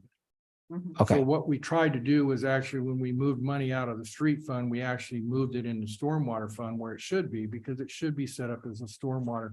Even though the work right now is really being done by street employees. The person that runs the street sweeper is actually paid through the street division of Public Works. There is no salaries right now going out to Okay. stormwater personnel, because technically we don't have them. okay. Let me back out here and open this back up for the rest of council. We have another agenda item after this, and we have executive session. So we're gonna try to end this in the next 10 minutes or so. I'll open it back up for the rest of the council to jump back in. Kim, did you want to jump in or no? No. Okay. Casey? No. No, not right now. I got more questions, but no, not right now. I'm not gonna try to squeeze them in 10 minutes. Michael? No questions. Joe? Yes, Go ahead. just for clarity purposes, page 53, listing the council districts, that's not the current map. So when we have a final posting online, make sure that we have the current district Where map can I find the configuration. correct map? Can you give me some guidance? Susie, I think city Oh, manager, okay, okay. city Thank you for attorney. catching that. And Mayor, and this is something I noticed. In the figures in our expense categories and doesn't require discussion now, but I would like to have a discussion on and correct me if I'm wrong, Ms. Kathleen, when I say this, we use an outside contractor for inspections. Is that still going on? Correct. So is that considered development services? Yes, sir. So I would like a discussion on that, the expenses associated with that, development services, our legal costs, Developmental services? development services, the Okay. outside inspector, Okay. our legal costs, our engineering costs, Legal, engineering. and we have a challenge. It was pointed out in the audit, but we have a policy, and I don't know when it was established, but we still are facing some unfunded obligations on vacation time, Oh, compensated absence. uncompensated, and Yeah. there's up to Mhm. 400 hours for certain Mhm. categories. Yes. So I'd Yeah. like to, if we need to change that, update that, I think we need to have a discussion there, Mayor. And associated with this in terms of the budget, Mayor, and I think it's something I mentioned to you before.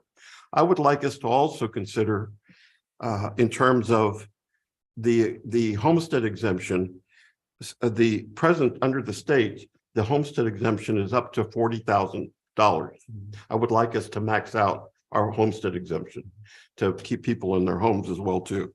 And so ours is at 20,000 right now, and increase that, and that would impact, of course, budgets as well too, but on that side. What was the other item? I think those are the items, Mayor. on this. Very good. And once again, I know what the last thing was, under the, this was, I neglected to mention this under the improvements, and appreciative, because I've been looking at it. We have our check registry, and you mentioned it, but is now posted as well too, and you're updating that as soon as you have the information. And that's where some of the stuff I've seen. Okay. Okay, Okay. thank you. sir. Mayor, Yeah. I do want to add to Yes, this ma'am. discussion. As a former director of public housing, I've managed a $4.5 million rent roll every year. And we had to make sure that it was balanced every year.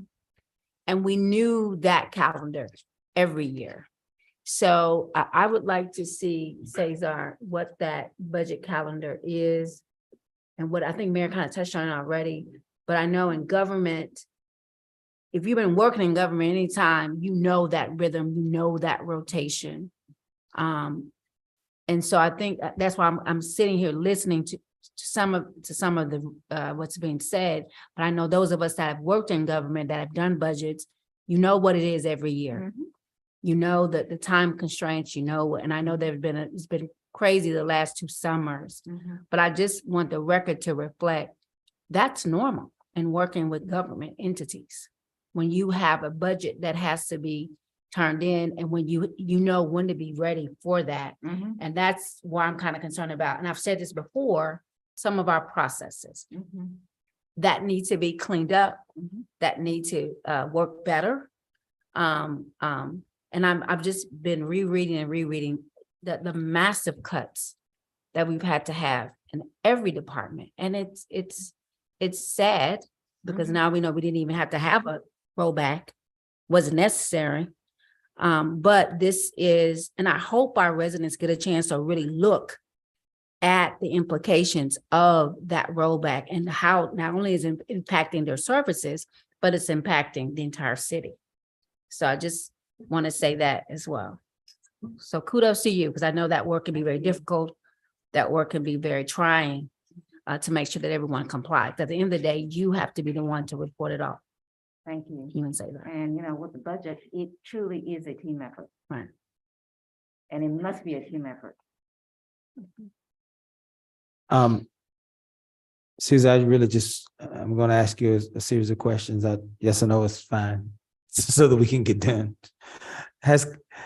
On the grants, on these grants, we're hearing a lot about different grants, right?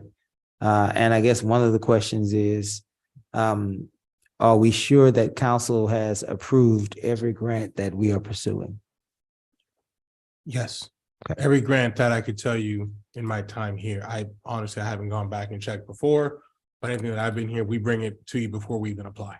Very good. And it's brought to you back again at time of acceptance to make sure that we agree to accept it. So everyone on your watch. Yes, sir. Very good. And Mayor, if I may, page 193, I want to comment and thank staff for their assistance with that table. One of the things we wanted to do was to show how we're doing as far as those grants. I want to commend Susie and all the different departments that provide information for that table, something that we cleaned up and try to be as simple as possible on that. Okay. Very good. So the other question to that would be, for the grants that the council has approved, are we sure that we have the matching resources, whether they be grant funding, whether it be funding matches, employee matches? Are we sure that we have the match available? I feel comfortable and confident based on the data that I see on that page and after discussions with Susie that we do have those numbers. Okay. Lastly, the next question in that series is, if we turn down the grants because we can't afford them, would we lose those grants forever? That's a tough question. So I'll be as brief as possible. It's an unwritten grant world no to turn down funds, if you will. Nothing is forever, but usually there's an unwritten rule to be careful turning stuff down because it could paint a black eye. But I don't think anybody could ever tell you per se. There's some that do tell you that if you are awarded and you turn it down, they'll give you a deadline that says you can't apply for X amount of years. Yeah, I hope that answers the question. I'm sorry. Yeah, no, you're fine. This is now a Susie question really quickly, Susie. This page 2 of the summary, down in the next to the bottom portion of the letter, talks about the 90 days of operating contingency. And it says, I guess this is Caesar's letter. It basically, the last thing that it says in this paragraph is, however, this year that requirement may be tested. Sounds like our ability to maintain 90 days of reserve may be tested in this budget. Is that what that meant? And if so, explain. Yeah. So at the time of the letter being drafted, there was a lot of uncertainty, and there still is, with what the full impacts would be of the rollback. I believe at the time we had not even cut the check yet back to Cheryl when we first did this. So the effects of it, there's a lot of unknowns. We knew we had the thoughts that there was something coming down the pike as far as a recession or whatnot, but it's unknown. We don't know the hard time folks are facing. We didn't know what was going to happen at the time with the utility rates and like where we would go with that. We don't know if folks are going to have trouble paying their property tax this year. Yeah. That's what the extent. It'd be tested in the sense that we were going to be really lean this year, and that was evident through the cuts that we had to make. Do we have above, just for the record, do we have over 90 days as of right now? As of September 30th, we did. I haven't looked at it as of right now, but. As of September 30th? Okay, Right. that's fair. But it has not been audited yet. Again, Okay, now this is just what we can see. from Pending- Staff. pending audit. That's correct. Must be verified by the auditor. How many days do we have pending audit in your estimation? Currently, Yes, about 95 days. 95 days, okay. Mhm. All right. Last thing I'm going to ask for is an explanation concerning the apparent budget deficit in the sanitation fund of $111,820 and the apparent budget deficit in the hotel motel fund of $100,812. Don't need that right now. We have to move on, but if y'all can get that to me as soon as you can, we can move forward. Sounds good? Got it. Any more discussion on this line item? It sounds like we will be back to this discussion sooner rather than later. Especially and in particularly before the budget process starts for this year. Council needs to give direction on a budget calendar, apparently with directives for any city manager, not just Caesar, to pass down through to the entire organization. All right. Item 5.2, operational organization. Discuss possible action regarding revising the city's operational organizational chart. Caesar, did you want to start this conversation or are you? Yes, sir. In the agenda package, you'll notice Kara provided a copy of, pardon me as I pull it up, a copy of the current org chart. We have discussed in the past potential reorgs to be done. Some that we've already started to internally draft. Pardon me while I pull it up. This was more of a discussion as far as any items that you saw in particular. One of the things that we alluded to in the past presentation, like the Susie just finished, was one of the things we wanted to do was to separate from the public works side. Thank you, Susie. To separate utility from general fund expenses. Traditionally, those are separated. And as Susie just expressed, those have been together. That's one of the things that we've been working on for a while, how that would work. And when would be the best time to make that actual change. But a restructuring in that sense, at least for accounting purposes and also for function purposes, right? So that to have all your water, utility, side versus your general fund side, which is generally your streets, your parks, your fleet services, and something to that nature. So that's something that we're working on internally. The rest of the changes we're still working on putting together, but they do include some reorganization with our public information office. And we've talked about others, and at this point, we could just have that discussion if it's okay. Yeah. Let's try to get into it. Are you looking for direction? Please. Okay. What I will say is I believe that as we move forward into the future, our ability to maintain city services will be challenged. And I believe that in preparation of that moment, we're already here actually, but it perhaps might get worse. I believe it's important for us to try to streamline all of our city services and to make them as efficient as possible. One of the areas that I'd like for us to get expertise on is our public works department. They are historically understaffed and don't have the training, nor do they have the experience level many times to be able to be as efficient as we need them to be. So we need to make sure that they are organized properly and in a way that can be most efficient to us. But I would like for us to get some help. I would like for us to find some of the best public works officials, active or retired in the state, to see if they can look at our org chart to help us understand with city our size, with the size of our public works department, what would be the best usage of our human resources. So that would be one that I would like for us to look at again, just to make sure that we're being as efficient as possible.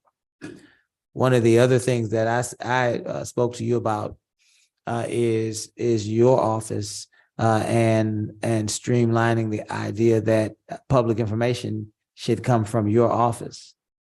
And we might need to allow council to look at how that because it is a new position.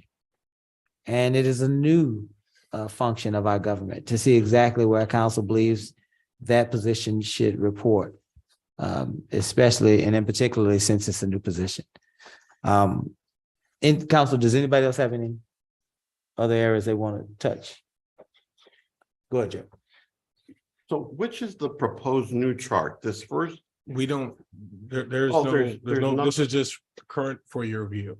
The proposed is more of kind of as far as direction, if you had any for us to move forward with. So the one that's listed is our current one? This one? Yes, sir. Yes, sir. Okay. And I didn't, has the city clerk and the EDC have, I thought they reported directly to council. Mhm. But this one is saying they report to the city manager. The city clerk reports to the city manager on her administrative side, Okay. vacation days, sick days, things of that nature. Her day-to-day functions as an employee, As an employee. but as far as her work as a clerk, that's where she works with us. Yes, so that, So it's That- kind of split. He supervises her day-to-day operations and we supervise her work product. so perhaps there should be a line as Yeah. well that's from the Oof. council and mayor, or some clarity on that side. I speak from experience on how difficult it is to make an org chart that makes a lick of sense. Like when you start looking at them and it's like spaghetti. But yeah, I hear what you're saying, Joe, but this looks pretty standard to me based on what I know we've seen in the past. Like she has to, her day-to-day supervision is with the city manager, working closely with the city manager. And so just to be clear, there's nothing in this PDF that is a proposed change. You just included what's already in here. Correct. Okay, that was a, So here's, And but Joe. here's my concern, Casey. If the city clerk, and because I try to abide by this rule, I do converse with the city clerk at this point, right? yeah. Because she is hired by council. I don't do that with others unless I notify the city manager and he says, go ahead. And then that's what he usually does. Previous city managers did that as well too. Mhm. I'd copy them and they said, just call Kathleen or whoever, right? But so that I want some consistency there to say the city clerk is someone that I can talk to. I don't want to, Gotcha. I don't want, that's my concern there. Gotcha. And for that matter, even EDC, I want to be able to say to Alex and the group at ADC, I have a question for you. Right. You see, and Right. as opposed to going to the city manager or Right. something like that's my concern. Right. Hey, Joe. It's- Come on, approach, James. Name and address. James, name and address. James Osteen, 2012 Giordano. Y'all can talk to any city employee you want to in this city. Ask them questions. What you cannot do is tell them to do something. Any city employee you can talk to. Everybody thinks you can't talk to a city employee and they're scared to talk to you. That's crap. Charter says you cannot instruct them to do anything. Well, I appreciate the And you can perspective. sign any additional duties you want to that city clerk. So the reason this came up, right? Some of the things that have come up and Keith that you've asked Cesar to bring to us, I just want to be clear, is a potential reorganizing of the public information office so that where currently that's under IT, Right. technically, right? That would then move to being overseen by the city manager. Correct. Right. And then what's the other main changes? The next major one, I mean, the real major one that affects the most people is public works. And it's more shoring up of separating accounting. But I don't really understand like what the impact is. Like I heard what you said, separating it, but what does it break down to practically? So ideally, and kind of we alluded to this during the budget process, ideally, when you have that, you have almost a person in charge of each division. So then in Okay. this case, each division, you have your utility division, which would handle your water, wastewater, stormwater, whatever, what have you on that side. And then you would have your general fund division or your regular division that would handle everything else. So Okay. right now, the way it's encompassed, there's only one person and then one assistant. So it would be like having two public works directors essentially? No, it'd be like having two, either assistant director, superintendents, I see. whatever the budget is. I see. All To right. report to that. Which is a pretty substantial like change to make salary wise for us, because that means we're talking about Correct. us creating two new Creating one, assistant. one, Well, or, where would that other one come from? Like, Because- that's what I mean practically, like who would do it? so there's currently an assistant director now. Hmm. Oh, I But see. the- And but so the a hobby oversight on it would just, Too, it just, that's what becomes. I see. So one of them would, the current position would just, we would separate some of those duties out and it would be one new person. I see what with- you're saying. With the abundance of activities in those areas, Hmm. the abundance of calls and the number of just sheer work orders that we're having, Hmm. which we welcome because people are actually reporting them now, which is great. Hmm. But in that sense, it's also the list. A lot more to manage. Got it. Mhm. I see. So it breaks down to a shuffling of oversight for the PIO into the city manager's office, the addition of an assistant director position in public works, but no shuffling of oversight of them. That would still be overseen Right. by public works director, Correct. then overseen by city manager. And there's a third area. Well, what came up with discussion last time was development service in general. Development services and code. One of the things that, again, this predates me. The idea was for them to kind of work together. They're Mhm. even getting an office over in the EDC building so that they could kind of operate under one roof. The thought process was to gauge the appetite. Is that something that was still of interest? If you want to look to separate that. Code is something that obviously just from the stage of the meetings that we've had has been a longstanding issue. We've made great progress, it seems like, in the past few years. But that's for us to discuss now. And so I'm sorry, I'm not trying to be thick, but where would it go practically? Like, I still don't fully understand. So would development It would be- services, It would be if you were to separate those or guide us to do so, then it would be a direct report to the city manager. whereas currently development services reports to, Development. Dot, code dot, enforcement dot. reports it. Report Code to enforcement, development development service report to us. okay. And so what you're saying with again, I swear, I'm not trying to be thick here. I just feel like No problem. I need us to say it very directly. So Mhm. the proposed change is potentially moving co-compliance from directly under development services to directly under city management. Yes, ma'am. Okay. And so the idea that the heartburn with that, or the problem that's trying to be solved with that is the idea that the majority of the calls that council receives are code enforcement issues coming from residents. And one of the issues and I'll just say this as my experience as a council member, we all have them, Mhm. is that there seems to be a delay from the time that we get the call Mhm. and the time that we start communicating whatever those issues are and the time that it gets resolved. And we don't know where that breakdown is. And it may not be anywhere. So the goal is behind that is to make sure that from the time that the council gets a call, from the time that the city manager gets a call, that we're able to communicate those calls and get a response, not necessarily that the issue would be resolved, but that we would be able to get some feedback and make sure that those folks' issues are being addressed. Now, however we achieve that, Mhm. I think is okay. I think that's one that we can, in my opinion, we You- can discuss. You see that as just, there's room for improvement Right. there. Right. The public information officer, again, Kyle is doing a great job. This has nothing to do with Kyle.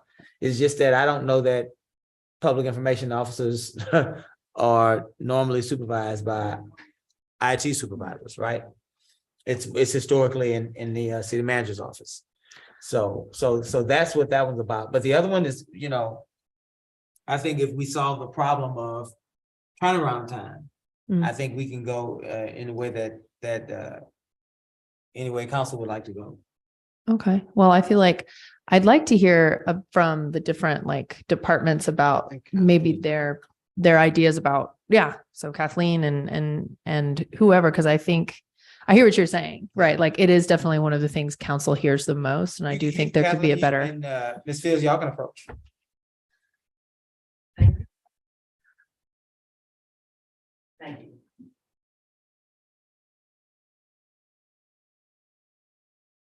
Good afternoon.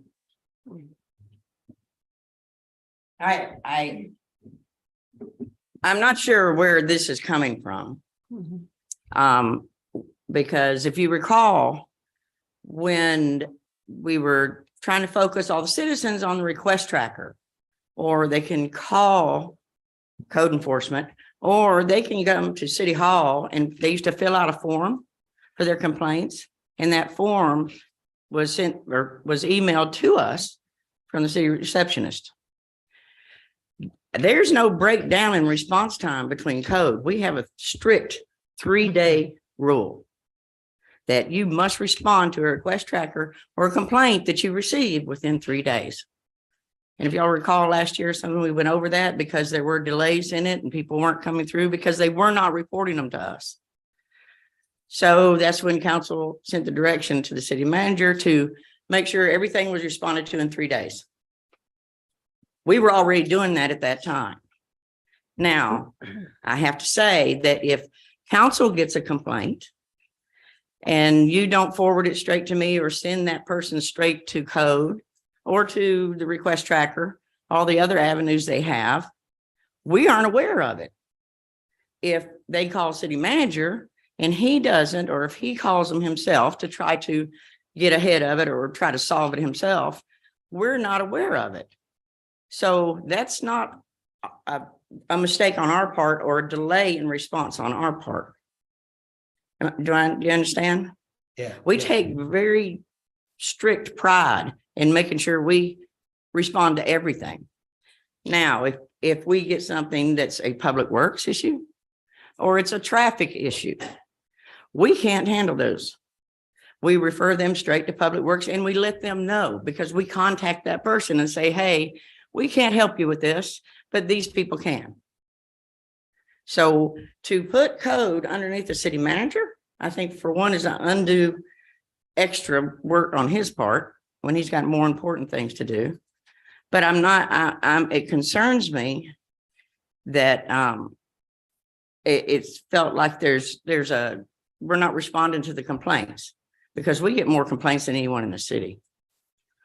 And you can look in request tracker records, you can look in our records, you can look in SmartGov any day you want to and see when the case is open, when the case is closed, or if it wasn't a case and what we had to do. Yeah. I think so. Yeah, I think Kathleen, just answer your question so you can finish with your discussion. I think it goes back to the idea of the budget book that Michael brought up. The idea is council constantly gets complaints from citizens, and there aren't complaints like this happened yesterday. These are things that have happened 3 weeks, 4 weeks, and things of, in those lengths of time. And so the object is to find a way to be more efficient. That's all. That's the goal. The goal is to find a way to be more efficient. So I know that you are good, and I know that most of you are good about referring them to us or referring them to the city manager. If we don't get it, we can't respond. I mean, do you want to add to this? So as of today, in request tracker, which I check every morning at 7 a.m. and then I'm going to check 3 hours later. But as of today, we only have 3 open requests, only 3. I received a phone call today that was stating they had spoke to one of the council members. Well, basically, this person called my cell phone number and thought she was speaking to the council person. I haven't had the liberty to call her back, but I will call her back because that issue has already been addressed, not by us, but it went to Marque PD. So that's sometimes where the ball drops. They may call the number and think they're speaking to a council person and leave me a message, and then I'll return that call. But I'm not understanding a lot of that. But anyway, just going back to the request tracker, every 72 hours. But you have to look at when we get off on Fridays, Then we have Saturday and Sunday. When we come in Monday, that's the first thing I'm gonna jump on. So we have no unanswered except for 3. But if they report directly to you, and if you don't send it to me, I won't be able to respond. If it goes directly to the city manager I and don't he's know. got other things on his plate that are more important, then he says, oh, I got this email, and then he sends it to us. We can't act because we didn't know.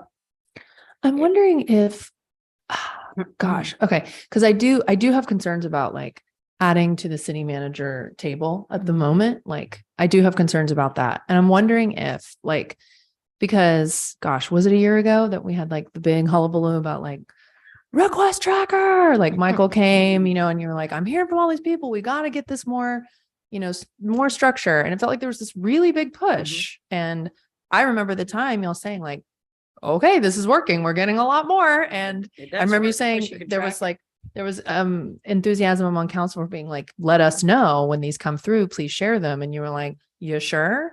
Because it's a lot. And we said, yes, bring it on. And you sent it and we get them. Right. So we did tie some things up. But what I'm hearing is Keith, you saying, and I know I've heard that from other council people that like, I have these people who have a lot of consternation. Like there's someone in my district or there's multiple people in my district who just feel like they're not getting attended to for whatever reason, right? I'm sure there's a lot of different reasons. I'm sure some of them it's that like they fell through the cracks, or some of them it's they didn't actually complete the process, or like there's some missing connection there, right? What if we had more like in terms of efficiency, right? Because it's like, it's not on us to fix it. We don't have the faculties. It's not our job.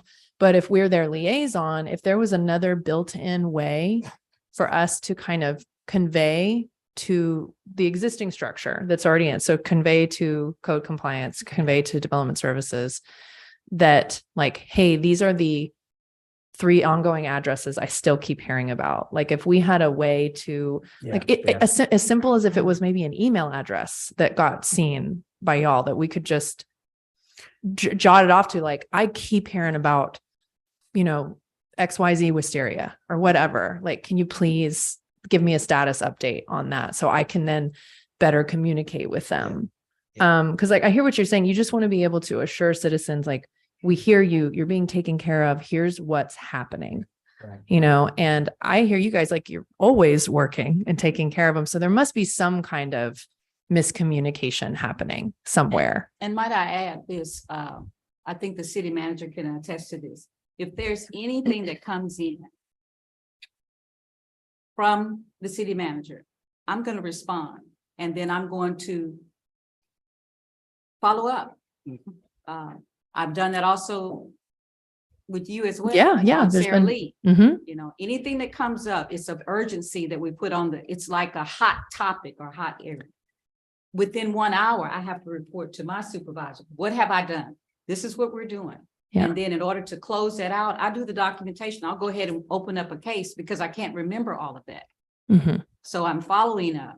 The documentation is there. If there was a question about a residence that said that they complained and it's 3 weeks old, I would like to see that. Use example, the case with you. Mm-hmm. There's nothing I could do except for turn that over to someone else. Right. And I got in touch with those people.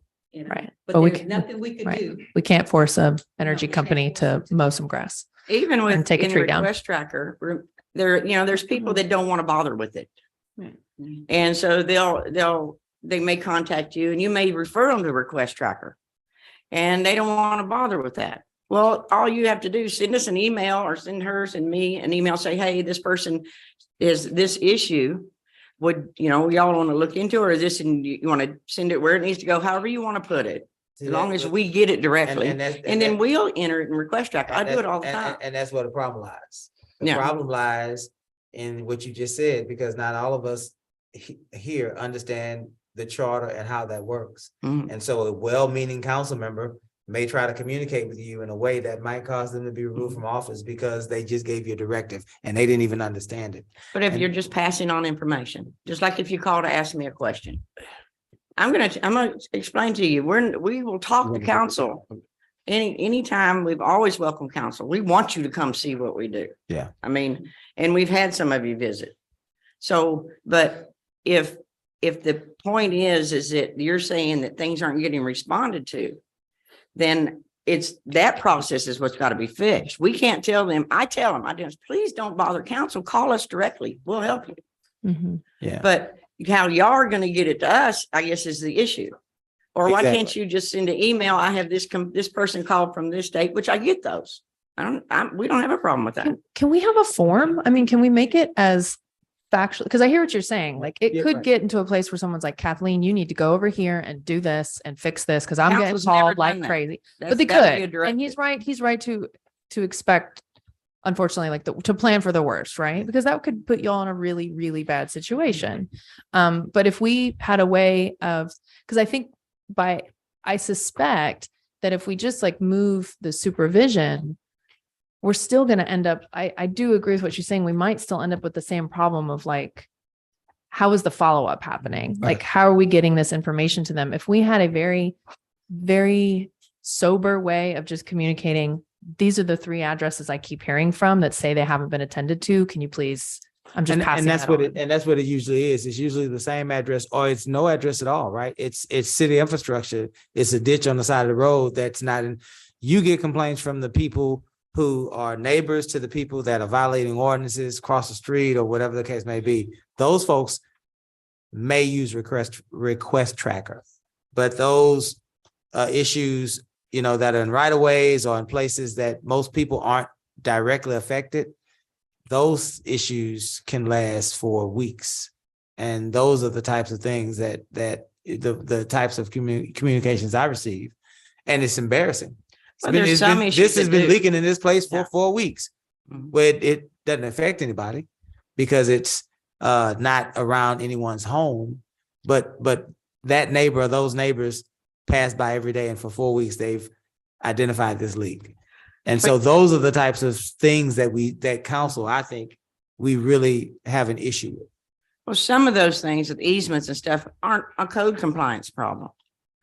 And so if we get that, we will send it to Public Works or we'll find out where it needs to go. But we don't know that though, right? Well, We don't know I it. know to tell you, I mean, So- request tracker. That's the only other way Right, I know right. to tell you. So that's what we're talking now. How do we get Chip, this? you'll never get anything. So do you see the breakdown in the communication? That's the breakdown in the communication. If it's not a code enforcement issue, if it's a public works issue, nobody told Casey. She's still thinking it's a code enforcement issue and she's still getting calls. And so she can't even call Miss Sarah back and say, Miss Sarah, this is actually a public works issue, just making stuff up. But don't you respond back to who would send you something like that? Yes, I You do that with the city manager. I respond back. But if I So- don't know, and I think that's the breakdown. If I don't know what you know, then I Right. can't respond to you. If Right. I don't know what the city manager or one of you, I won't be able to. And there's a respond. very different thing, Ms. Fields, and I'll say this as an experienced council member, 20 years. There's a difference between communicating with somebody who is not the city manager in the way that we're suggesting. It is a slippery slope. And some have skill to do that and others don't. And so we have to make sure that we're providing processes for the worst of council members. And I don't mean in intention, I mean just the fact that they may not have the skill to be able to do it. So again, we're kind of beating a dead horse. Joe, did you want to ask something? But you know that if we do put the code under the city manager, there's a lot that comes with that.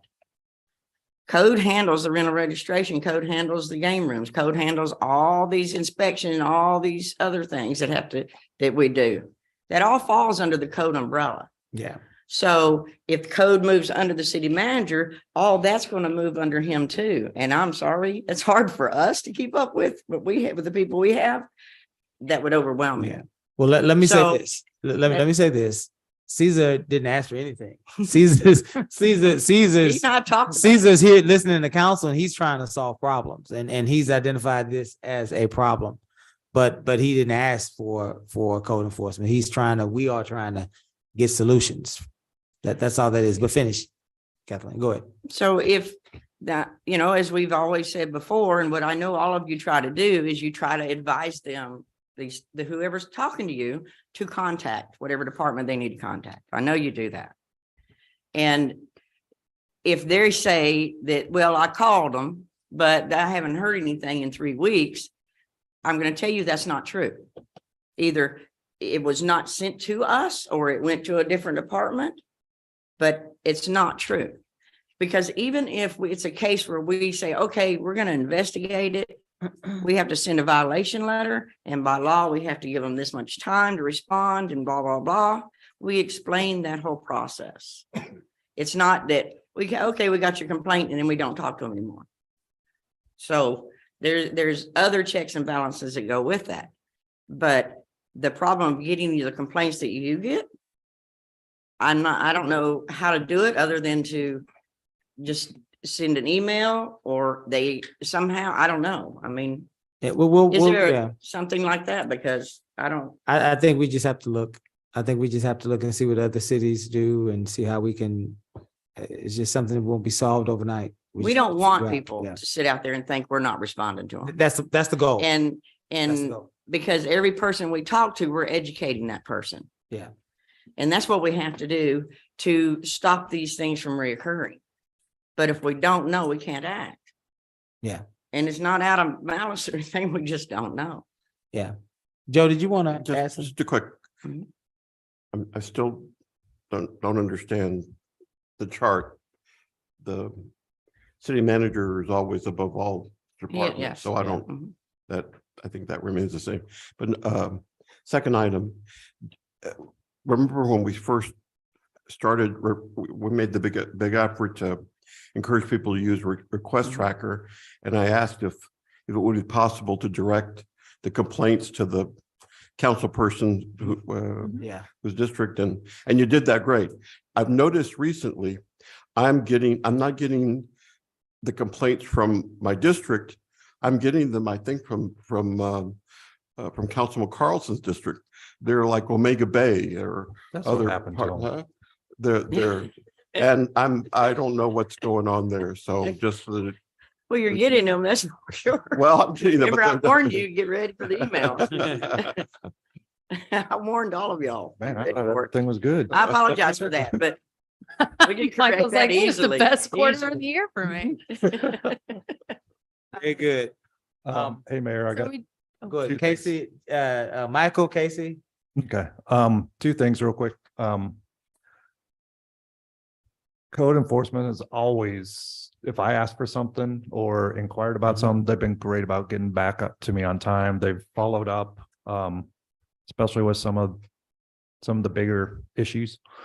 And the way the org chart looks, and I totally agree. I totally like that because it makes sense. Why not have code and development services together? Because they go to the EDC meetings, the pre-development meetings. So to me, it all makes one sense, have them under one roof. So, but I don't have any issues with, well, I have one issue, but I will talk to you offline about it. But other than that, I mean, I've been getting my emails other than what goes to Joe. You keep him informed about everything. Very good, Michael. So thank you. Casey. Yeah, I just wanted to say that I wanted to sort of sum up what we're giving direction on. Yeah, cool. Right, because I was confused. So it seems like we've given you input on,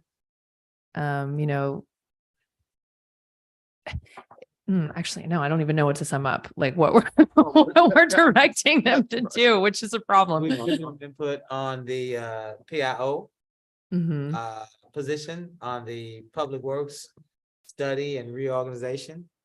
And we've heard feedback from developmental services Mhm. and code compliance on whether or not we should consider Yeah. those two departments. And on that, I think the last thing I would say was, I feel like there has got to be a simple mechanism here that can be employed before total restructuring, at least tried before total restructuring. Because like, again, it seems like, I think Keith is spot on to be concerned about making sure that there is decorum and protocol followed in terms of city council people not directing staff. But also, we do know that it does work to just say, hey, I did it earlier today. Like, Hey, I got reached out to. Can you please give me the information on this? So when I call them, I know it's up. Are you aware of this as a problem? Right. And in all the years I've been here, that's how I've employed it. Like I ask for questions and I let you know if someone calls me and they don't know what to do. And always the staff has responded. But I think we can tighten that up with like a 1, 2, 3 step process so that council can be taught what is that process. And we know what to do so that future council people, when you come up and you're like, you're going to get all these calls, here's what to do. Here's the form to use, or here's the email template to use, or whatever it is. It seems like there has to be a tool that the city manager, that the PIO, that the staff can put their heads together and think about. So I'm looking forward to seeing that kind of a proposal for a resolution first before structuring. Okay, thank you. Quick alibi. I think part of it, just citizen education. I mean, educate the citizens, use channel 16, have the PIO put something out on their Marque Live. Just get the word out to the citizens. Hey, this is how you file it. If you have a complaint, these are the ways you can do it. These are the avenues. Yeah. So let's use that. Use our public affairs to his max. This is also just, I'm sorry, I didn't mean to, just to add on to it. Barnett, the PIO over at Galveston. I know she and I were talking about this not too long ago because, you know, to your point, like people, it's good to have people more educated, the citizens, but I do also understand some people, what they want to do is call their council person, right? They want a person. They do. And I get that. Like it's part of why we run. It should be why you run, right? It's because you want to be that advocate for somebody. Right. And so I get that. And so I think that there can be a human element to creating this process. And I had a conversation with Barnett like a couple months ago in, you know, we were throwing shade on someone else. I don't know, some city council person and how they had done something cuckoo bananas, not here, of course. But she might have some good insight maybe into that. So I do know her very well and have known her for a number of years. To Councilman Carlson's point, there is the process in which you would distribute information as a whole. I think when you look at what other cities are doing, both in the county and throughout the state of Texas, the one thing that I reported 375 days ago was literally after my first month is the city itself does not have a communications department. And so when you look at places like Galveston, when you look at other cities, Texas City, Dickinson, League City, Galveston, even Santa Fe, it falls under the assistant city manager. Dickinson, I believe it falls under the assistant city manager, but they do have a communications director. And so part of what you're saying, intergovernmental affairs, is I make it my business to know every other PIO for police, fire, emergency management, because again, other cities and like job description, there's a police PIO, there's a fire PIO, there's an emergency management PIO. There's not one person doing 5 jobs without a department of communications that would then be funded by grants, that would then be funded by PEG money, that would then be funded by line items.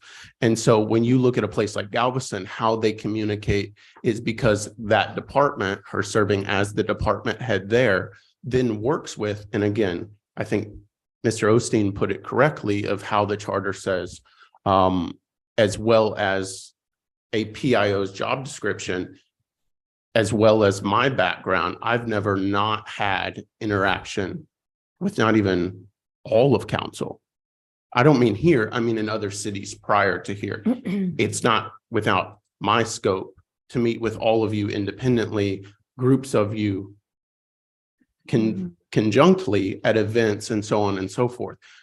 Obviously, it's the city clerk's office to handle quorum and all the above, but that communications department would then be able to handle all the different aspects. When we talk about a PIO, we're talking about one person.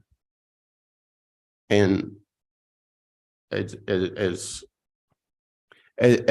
eloquently to put it, the demands of communication, what is deemed as communication within the city's context, because communication department would handle lobby TVs and that the Bayou Fest slide hadn't been updated. You're right. That's not something that necessarily would fall under IT. I think it does here because, well, Kyle's really good at his job and it takes a power cord. So let's call IT, right? Mhm. And so when you look at the structures, and I think even looking at how I was placed, it was due to all of the nature of my job, not just posting on Facebook, but knowing how analytics work, knowing the business suite of Facebook, YouTube, all of these things so that we stream better exterior wise, our meetings and all the above. That's all under a communication department or division that a city would then have to communicate that both to the publicly, internally, and then look at communications from department to department so that when you have meetings or you have instances of, well, this person keeps calling my phone and, well, have they done request tracker? Well, no, okay, then let's look at the process. Because we could have the best product, request tracker could be the absolute best thing to use, but if you're misusing it by the process, then that product doesn't mean anything. Now, if there's a people issue, it really boils down to those three things. If you can create ways to prevent problems or misuse of that product from people, and you have a very streamlined process, there's no reason why effectively you can't streamline everything as a whole. Yeah. Okay. All right, gang. That we are, unless we have any other questions for this group. No, I do have something to say though. Just listening and observing and hearing everything, I know that we are a growing city. And I know your department, Development Services, is growing. And I know code compliance is growing because our city, and I know before code compliance was directly under the city manager before we consolidated that. But I think we need to look at the growth of our city as well. And are we, 'cause my district is the biggest district. And I get a lot of complaints that I think we've definitely improved on in the last year, for sure. But as I look at what Development Services will have to continue to do as we bring in new businesses, as we are really trying to be a competitor with other businesses, I can see some growth challenges in that will make it more easier for Kathleen to focus on Development Services and business, and then you all to have a direct impact for making sure that as we continue to grow, we're not going to shrink back. This city is going to continue to grow. Just from some of the conferences that we've gone on to listen to Texas is one of the fastest growing states in the nation. Let me just say that. And so we are going to have those growth issues. So I just kind of think we need to look at that.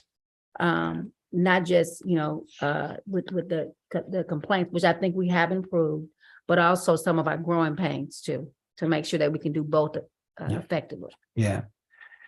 All right, guys, we have to get to our executive session tonight so that we can stay as close to time as possible. Thank you, ladies and gentlemen.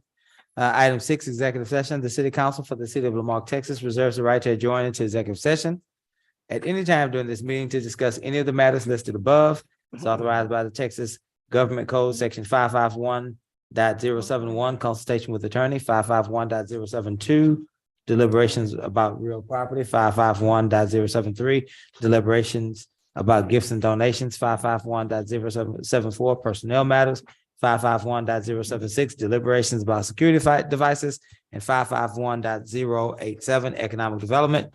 Council will be recessing into executive session to discuss section 551.074, personnel matters, revisit pay plans of council appointed positions, city manager, city attorney, city clerk, and municipal judge. Kiera, you have the time, please. 5:46. We stand in recess at 5:46.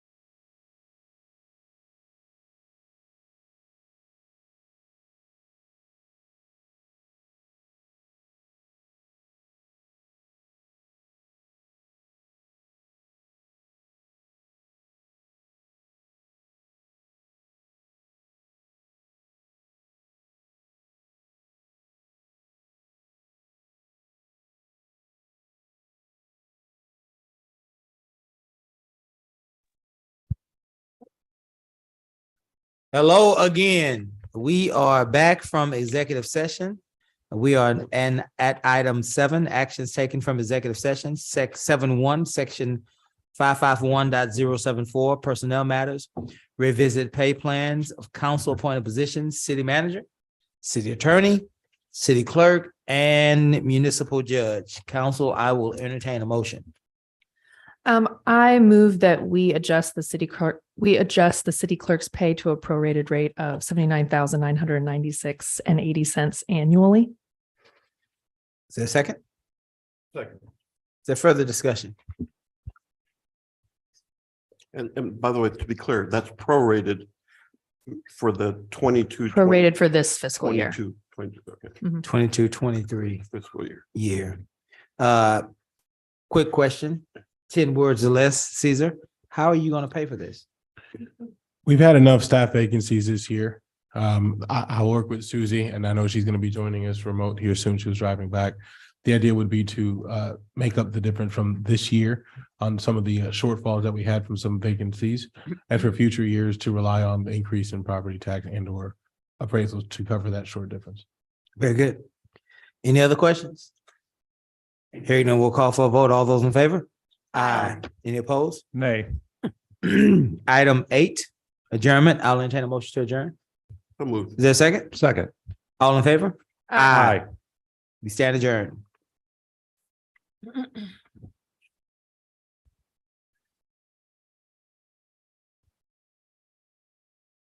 Ready, Vinny? Good evening and welcome to the City of Lamarque City Council Special Agenda of January 23rd, 2023. Notice is hereby given that the City Council of the City of Lamarque, Texas will conduct a special meeting on January 23rd, 2023, beginning at 6 p.m. in council chambers at 1109 B Bayou Road, Lamarque, Texas, as well as via video conference hosted through Zoom. In accordance with section 551.127B of the Texas Local Government Code, the presiding officer and the quorum of the Lamarque City Council intend to be and will physically be present at 1109 B Bayou Road, Lamarque, Texas. This location will be open to the public and the meeting will be broadcast at this location on Channel 16 and via YouTube. The council will meet for the purpose of considering the following agenda. The meeting has been called to order. Kara, would you give us a roll call, please? Councilmember District A, Present. Councilmember District B, Present. Councilmember District C, Present. Councilmember District D, Present. and Mayor. Present. Thank you, Kara. Let's stand for our invocation and pledge. Ms. Yancey, would you lead us in our invocation and Caesar, would you lead us in our pledge? Father, we come to you tonight, thanking you for waking us up this morning and giving us the liberty of health and strength. Lord, we thank you for freedom.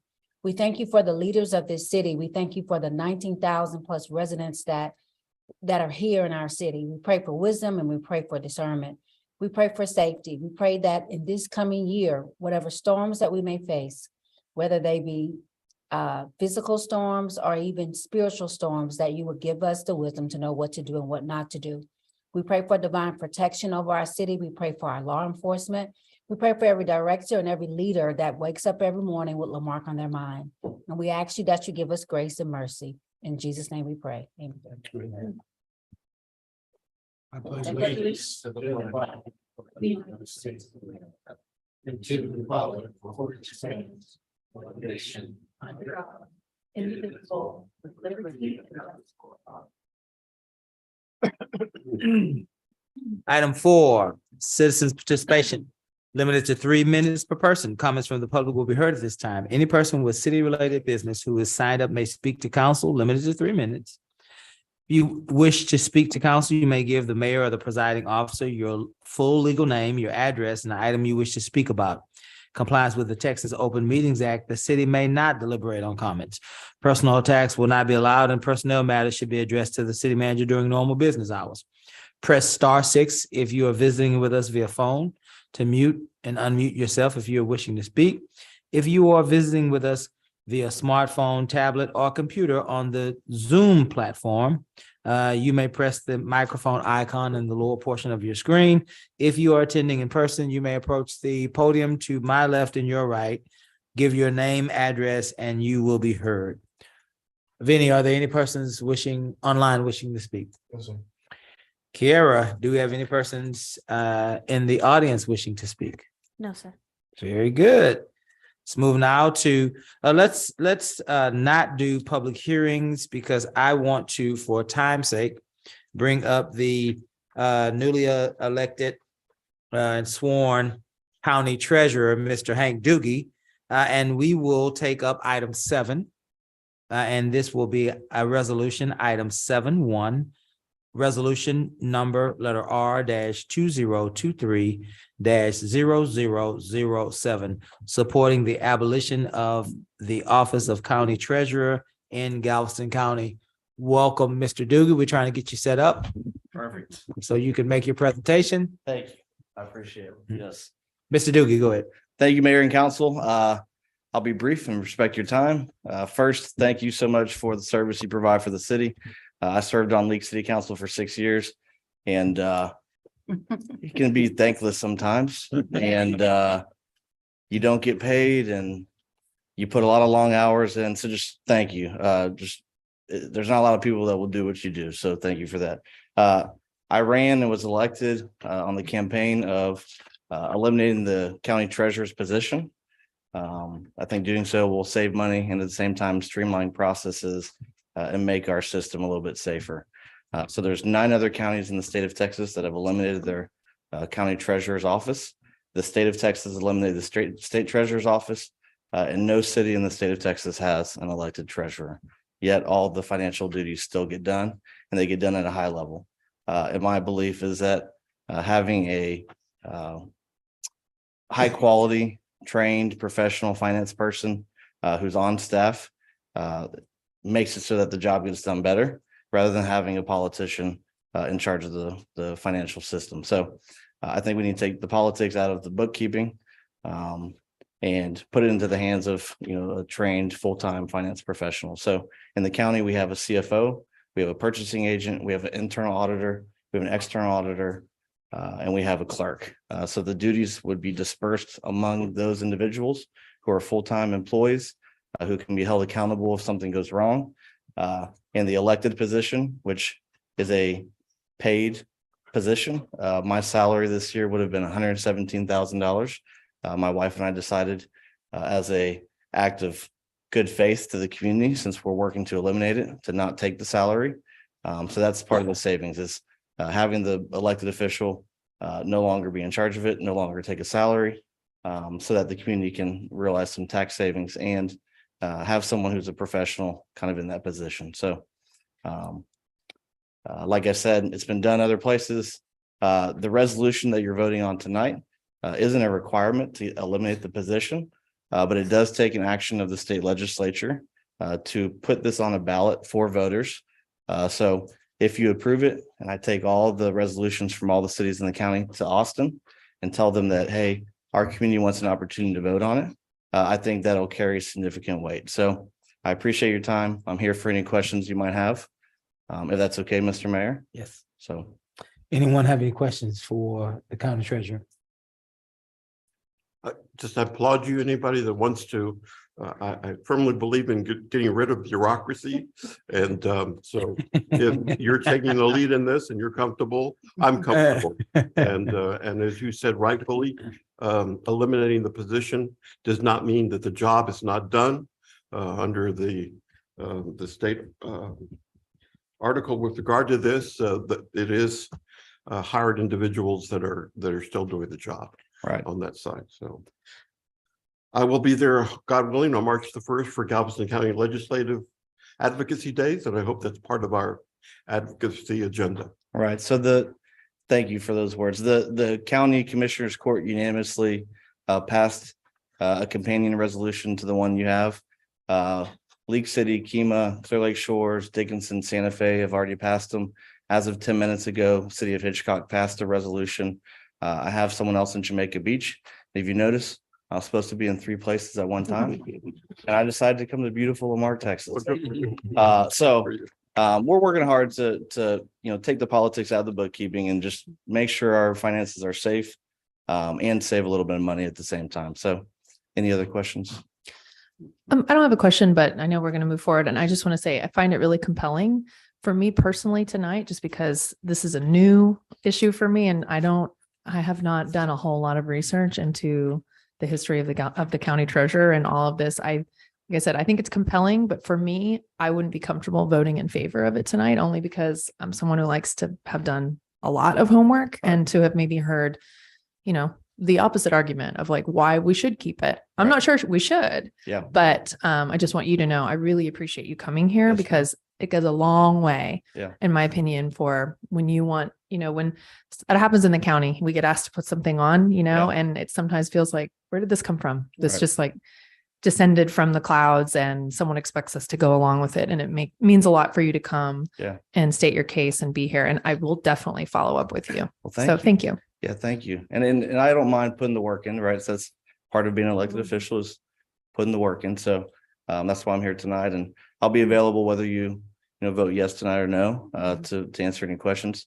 I would ask that you pass it tonight. I think giving Galveston County residents an opportunity to vote, they will have the final say on it.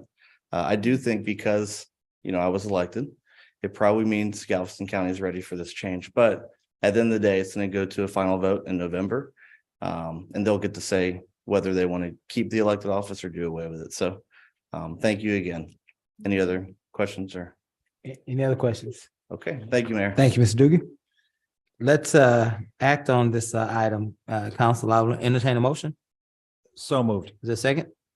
Second. Again, any discussion? Hearing none, we'll call for a vote. All those in favor say aye. Aye. Any opposed? Nay. Let's move back now to item 5, public hearing.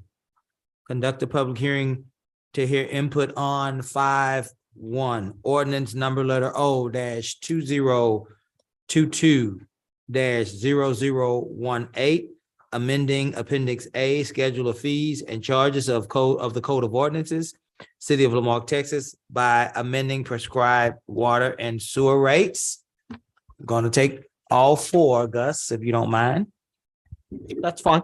5.2, ordinance number letter O -2022-0019, amending Appendix A, Schedule of Fees and Charges of the Code of Ordinances of the City of Lamarque, Texas, by amending prescribing solid waste charges. Item 5.3, ordinance number letter O -2022-0021, amending Chapter 44 of the City of Lamarque, Texas Code of Ordinances to regulate donation drop boxes.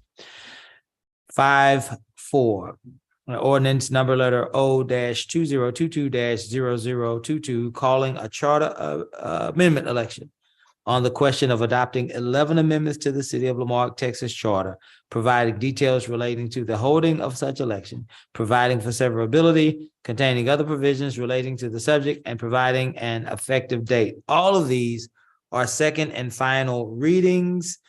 We will close the special meeting at 6:29. and we will open the public hearing at 6:29. 6:29. Is there anyone online or in the audience that wishes to speak to item 5.1? Anyone wishing to speak to item 5.1? Anyone wishing to speak to item 5.2? Anyone wishing to speak to item 5.2? Anyone wishing to speak to item 5.3? Anyone wishing to speak to item 5.3? Anyone wishing to speak to item 5.4?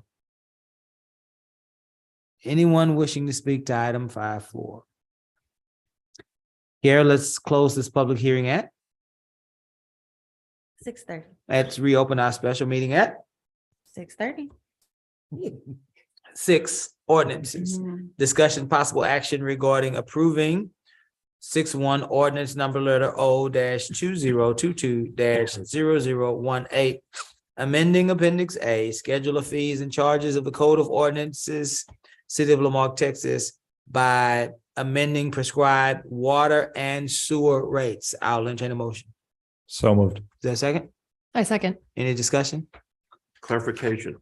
Yes. This fee that's outlined here, is that the half of the fee? Yes, Mayor Pro Tem. For the This first is, year. this would be 50% of what was originally imposed Okay, all right. very good. and not prorated, meaning we would start it whenever it was passed. Any other questions?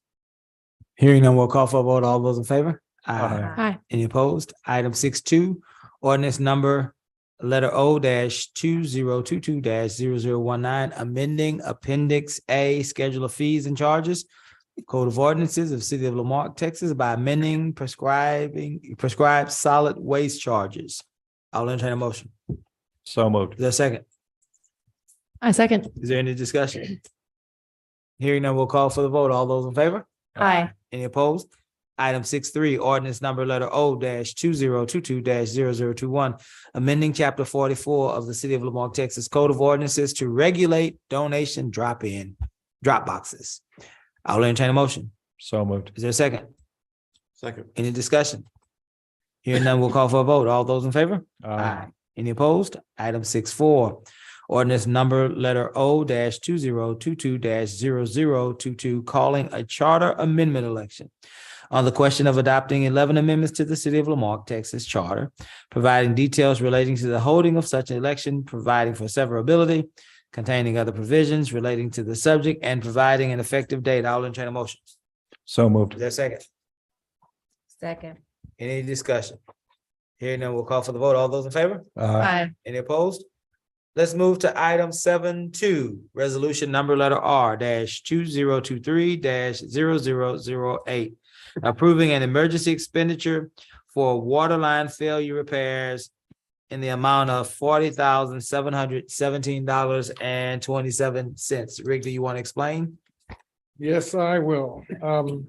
This has pertained to the large water line leak that we had at 519 and I-45, happened on Christmas Eve.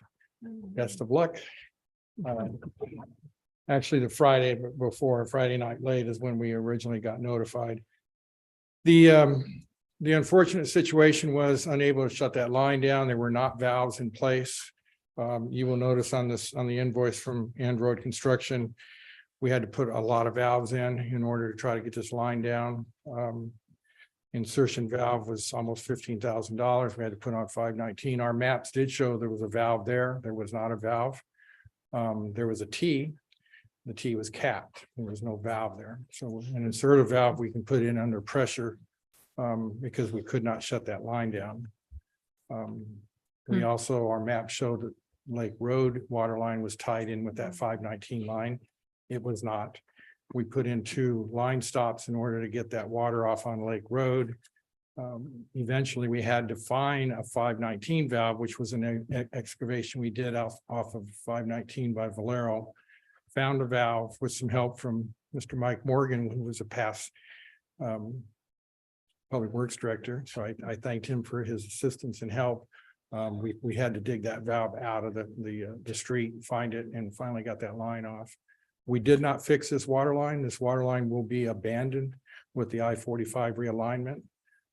The estimated cost we had to try to fix that line, once we get the water off, was still $70,000-$80,000. It's a concrete lined steel pipe line that is used apparently by Gulf Coast Water Authority quite a bit. They were put in years ago. It's an older line. The date I originally had was prior to 50, but I actually saw it was somewhere in the 70s, possibly, or 80s when that line was put in.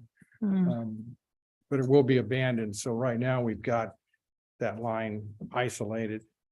So a lot of the work that Android did wasn't so much as fixing the leak. We did put a repair ban on it so they could reset a power pole there, or a traffic light pole for TxDOT.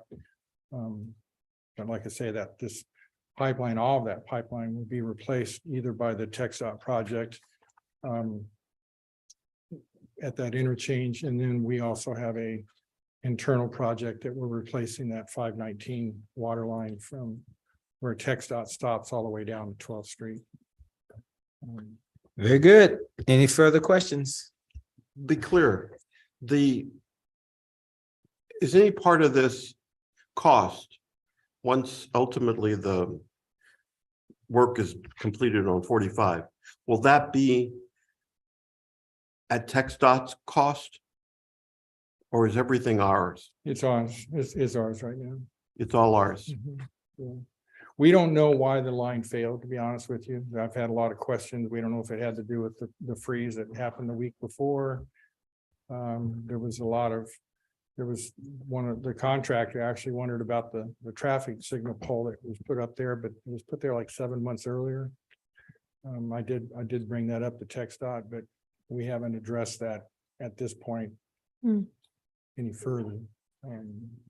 So you said that this Gulf Coast Water Authority is using this. Is it our line or is it Gulf Coast? It's Water? our line. It's Gifford. It's Gifford Hill is the name of the company. It was put in when I talked to Tony Garcia over at Gulf Coast Water. Dave Davis is here, but I don't know if he knows the history on it, but Tony knew about it and he said they had quite a bit of that pipe in their system. It's a concrete wrapped steel pipe, basically.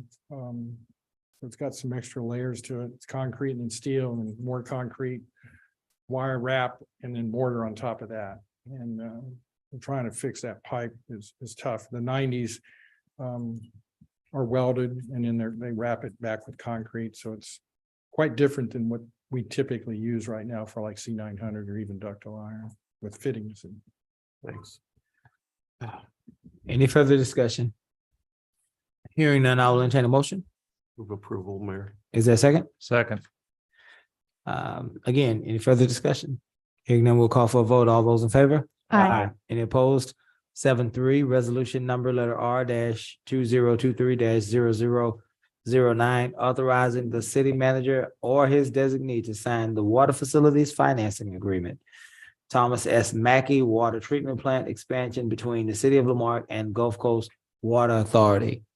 Is that you, Rick? Are you standing? sure, I can try to explain it. And then Dave Davis is here to answer any questions I may not be able to, but in summary, basically this relates back to the contract that we've already entered into with Gulf Coast Water Authority. Part of that was the 7.9 MGD treatment plant that they're building and the bonds that they're issuing to construct that plant. The city decided to participate in that bond issuance, which is what this is. And so basically this is an agreement that ties back with that contract that Gulf Coast Water Authority needs the city to acknowledge and sign off on to move forward with completing that bond process. The payments for this portion is about $268,000 annually. That is included in the budget that was brought forth to City Council for this year and continuing forward. So this is basically an upgrade of our water delivery services. This has to do with the purchase of water that we added, which I think Gotcha. was 1.27 million gallons a day. Is that right? Yeah. So we bought into having additional water when we built this treatment plant. And that was something that we had to do at the time when they decided to move forward. If either we got in or we did not. Right. And we chose to get in. Right. I will, council, do you have any questions for Rick or? No, not for me. Okay. Any? Very good. I'll entertain a motion to approve. So moved. The second? I'll second. We are so eager, man. We are eager. Well, Where's my buzzer? Any discussion? Hearing none, we'll call for the vote. All those in favor? Aye. Any opposed? 7-4, resolution number letter R-2023-0010, authorizing the city manager or his designee to sign water facilities financing agreement with South Transmission System between the city of Lamarque and Gulf Coast Water Authority. Rick. Similar situation. This was included in the original contract. The city of Lamarque is on the south feed system with Gulf Coast Water Authority. They have a north feed and south feed. We're on the south feed. This item pertains to some maintenance issues on that south feed system, including the relocation at 146 and Highway 3 that's required for that project with TxDOT. So they're having to move because they're within TxDOT right away. So those costs are being passed on to the members that are involved with that south feed line. This item is much less, $4 million. The city's participation on that is like 14.5%. And the payments are $36,000 annually. Once again, that's included in the 2022-23 budget that was approved and going forward. Any questions? Hearing none, I'll entertain a motion. So Is moved. there a second? Second. Any further discussion? Hearing none, we'll call for the vote. All those in favor? Aye. Any opposed? Item 8, appointments, reappointments, or removals of all city boards and commissions. Does anyone have an appointment that they would like to make tonight? Yes, I do. Michael, I'd like to nominate Mr. James Osteen to the Economic Development Board. what's Mr. Osteen's address? Which address, James? 2012 Jaredon. 2012 Jeradonia. Any other appointments tonight? Yes, I have one. I would like to appoint Mr. Billy Jefferson to the Board of Adjustments. And I Very don't good. know his address. Am I supposed to know his address? I think he's already on the Board of Adjustments. He's already applied. He's already on the He board. applied- yeah, he Building applied. standards, right? Right. He was on building standards and he resigned. Standard. And now I'm appointing him to Board of Adjustment. Do you have his address, Kara? I do. Okay, well, you want to say it for the record?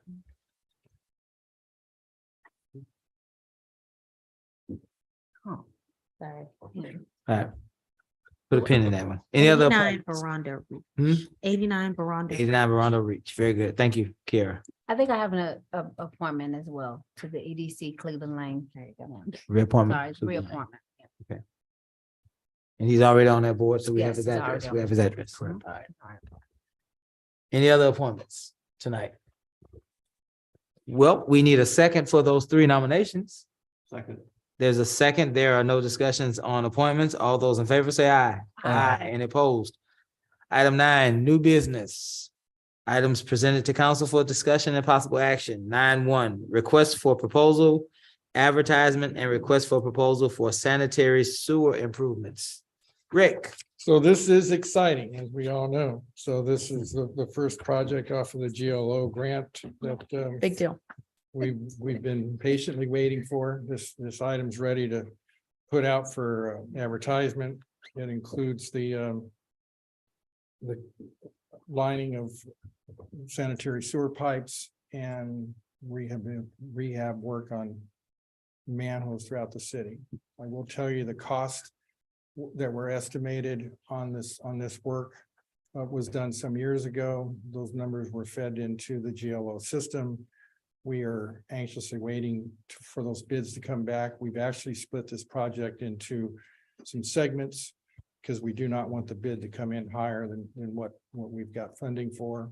So there is some add alternates on this bid items as far as some manholes. We've got some options. Once the bids come in, that we could move some things around. The plan is to line some large diameter pipe with this project. And then, like I say, manholes, we're mainly concerned about manholes on the east side, which are a lot of brick manholes, the older manholes that have I&I issues. This whole project is directed towards reducing I&I into our system, which causes sanitary sewer overflows when it rains.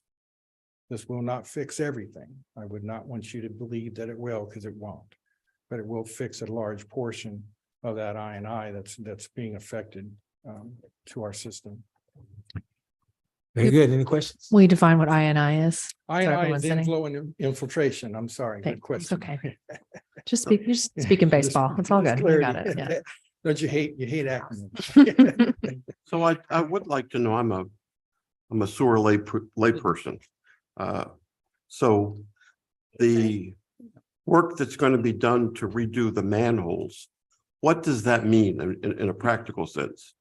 Are they watertight or what does that mean? So a lot of the brick manholes are leaking, most likely. So we can go in, some manholes will have to be replaced. Some are being lined with cementatious lining. It's a spray concrete type liner that they put in there. We also have some inflow happening down where the pipes penetrate the manhole down at the bottom of the manhole. A large problem with manholes is street flow water that actually comes in around the upper portion of that manhole. So those will be protected. We put in what they call chimney seals, which seals that water off and it doesn't allow that water to enter into that manhole. So there's a few things that we'll be doing to correct any of that inflow situation.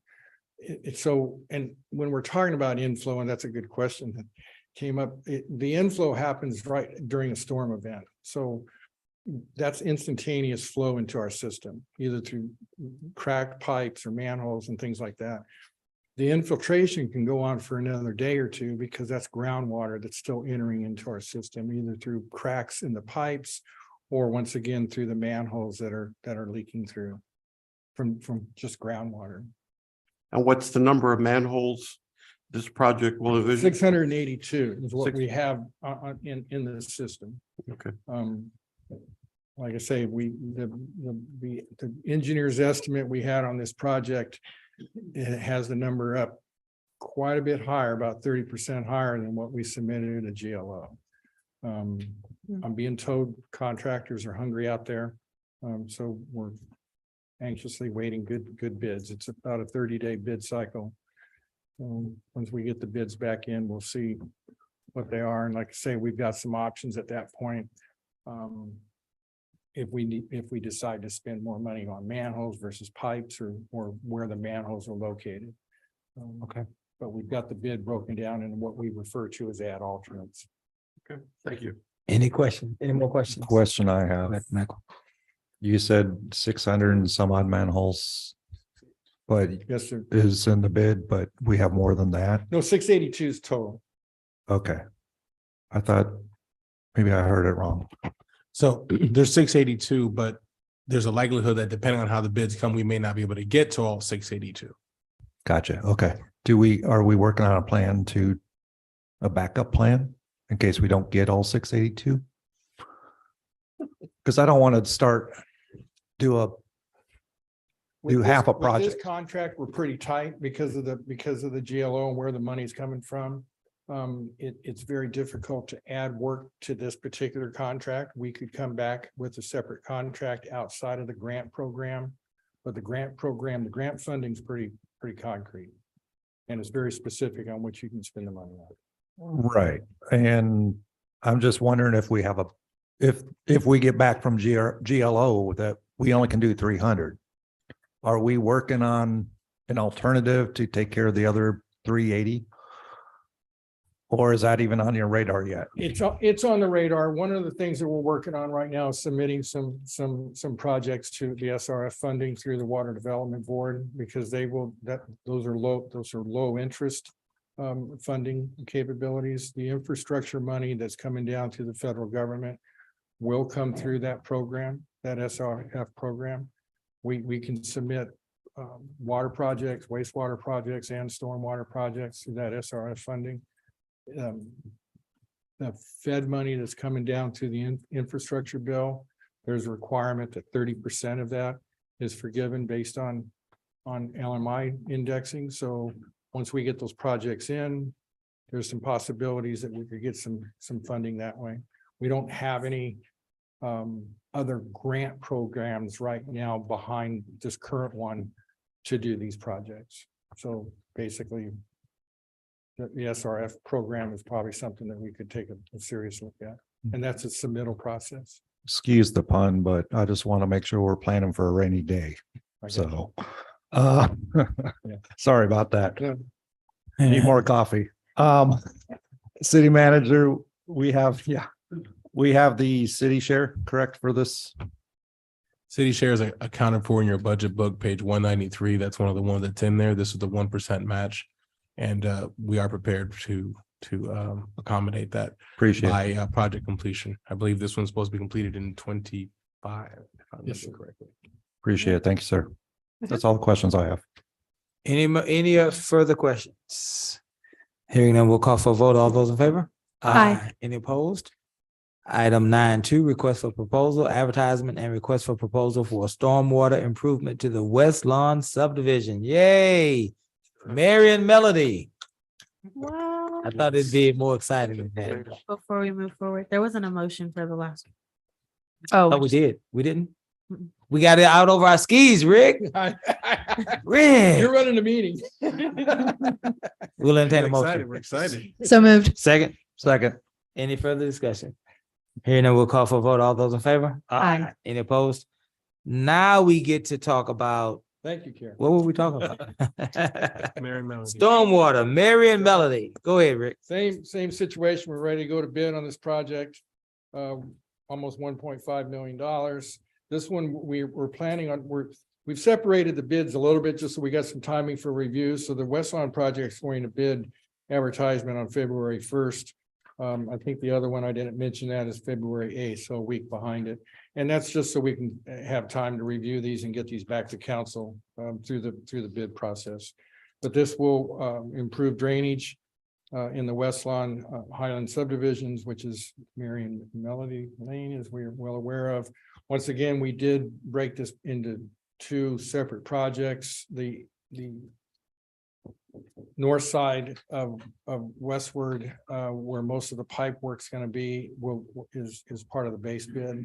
There's some drainage improvements that we have in this project on the east side of Westward. That is put in as an ad alternate. Any further questions for Rick? No, Mayor, I just one item for discussion. This one requires zero match. We qualified for 100% grant funding on this one. Mhm. All right, I will entertain a motion. So moved. Is there a second? Second. Any further discussion? Hearing none, we'll call for a vote. All those in favor? Aye. Any opposed? Item 9.3, Boards and Commissions Handbook. Revised Boards and Commission Handbook by City Council Ad Hoc Committee. Is that a Kiera thing? Or is that a Gus thing? Actually, it came from Mayor. Pro Look at Tem. you two. Will you We look did at our that? work. Will you do this? Both sides, Joe. Your right side. So this is just a draft, by the way. We discussed this earlier, and Councilperson Carlson and I got together. And please note, I apologize that sending it over apparently with the lines didn't line up. I didn't notice that before.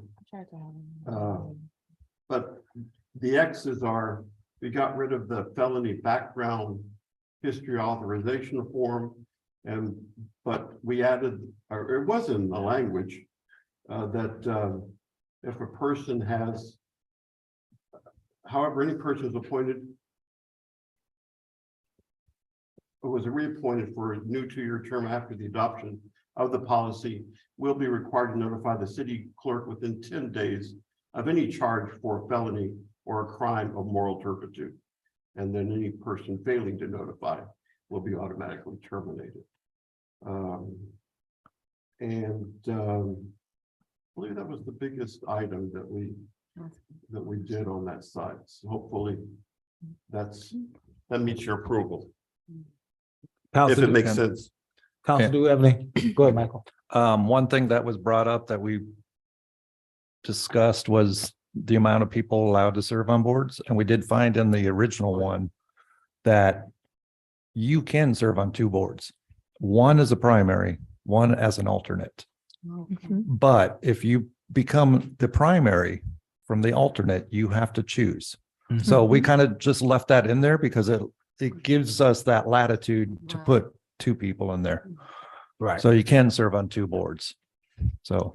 And having said that, Mayor, the only other thing that we said that would require a little bit more work with it, and it wasn't within the time frame that we had, was to go back and clarify our ordinance with regard to commissions and boards, clarifying the number of committees or boards that have alternates, not all of them list specifically, that clarifying languages to quorums, things of that nature. That's a longer term project.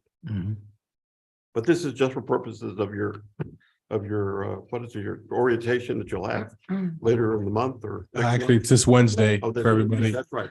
Mandatory Yeah. shameless plug, mandatory orientation, Wednesday, the 25th at 6 p.m. I think it looks good. Thank you so much, council members, for doing the work. I had one question. The well, number one, yeah, is Kara, are you going to be the one that'll clean it up now that it kind of got weird formatted? Yes. Just to make sure and that it follows our brand guidelines and all that jazz. But also, also, Following up with public. I'm sure you will relations to be make very sure that closely we're- following the brand guidelines, but it is important. Obviously, this is one of the things that will get shared and hopefully referred to a lot. And under that, the code of conduct section, I know we had talked a little bit about like, how do we, what language do we use here? And I like that I don't know if it said it last time and I just don't recall, but it refers to everyone needing to follow the city's social media policy. I just wanted to clarify, the social media policy does cover like not defaming or speaking ill of the city and on social media. JB. Yeah, I caught you. Can you speak on whether the city's social media policy currently, I believe it does, and I didn't look beforehand, I apologize, currently addresses like not defaming the city on social media? Yes.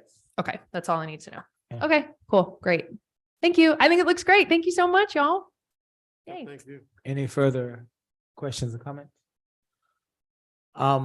I would like for us to, at some point, the code of conduct talks about boards and commissions conducting themselves to the highest moral capacity, following the guidelines of social media policy. What are the repercussions if those two areas are violated? I didn't see that. Well, the thought behind that, Mayor, is that within each commission and board, and this language is with everybody there, is that if they have a board member that is violating their own policies within the board themselves by, I believe it's a majority vote, can in effect discipline that commission member, if not terminate them. The council only terminates, but if discipline, there's language to that effect. That's why we didn't really go into it much further. Okay. But there is that language in there. Okay. There is language to that. It really, the way that we crafted it when I first came on board was to back up Robert's rules. And so the governing board would then take a motion for someone to be reprimanded, removed, whatever the case may be, for each board and commission as the charter and everything that was written before it sees fit. So if one of council did it, council would then have to act on that. If Parks Board did it, Parks Board would have to act on that. And also, to your point, it does hold them to the same standard, really, that even staff is. Okay. There's a reason why I answer all the questions when they're directed to the city rather than someone else, because then that opens them up for things that they don't really navigate in. All the questions y'all just asked Rick, you won't see me up here answering them because I don't know about them, and vice versa. And so it would open them up with open information as well as Open Meetings Act to prevent that. And so as the spokesperson, that's why I address it, or why yourselves or the city manager would address it. But to Councilman Compion's point, it does fall into standard Robert's rules for boards and commissions. Yeah, Yes, sir. but that's the social media policy, yes? Yes, sir. So that doesn't give us a remedy for breaking this highest moral conduct or highest moral capacity You mean if they were to break that on social media or outside of? outside of social media. It does say like it does address it for if they do it during a meeting. Yeah, but not outside. No, but I mean, I think that's really. I guess what the issue is. if I slap another board member out on the street versus slapping them in a meeting, Well, I guess the issue is both of those are moral. I think he said he wants to include that in the. I guess the issue, the real time practical issue is not slapping folks because you're going to jail. Sure. Digitally slapping. Straight up. Yeah. Argonne still here. What you talking about? You mean if they have like Media. you're saying it, we cover it on social media, we For cover it example. on whether it's the meeting, but there's another For sphere. example, you got the Keep Lamarck Beautiful Commission, Yes. and they're out, with the dumpsters, right? Clean up. And yeah, and so they're out there just giving somebody all sorts of profane language, cursing them out, acting Sure. in a way that would, be detrimental to the city, Sure. but they are acting in the capacity of a committee member. Mhm. How do we address that? That Because would- that's a lot of what people are concerned about. And I would look at this language with Miss Nance, but I believe that the code of conduct covers that because it talks about, I can't remember the exact wordage, but when we looked over this document, Miss Nancy, maybe you could correct me, but the section of code of conduct and being the way that it is used is they are a representative of the city at all times. That's also the significance of them wearing shirts with the city logo on it, with the city, they don't have the seal, but they would have the city logo. If they have a pin like Councilman Compion's wearing or anything like that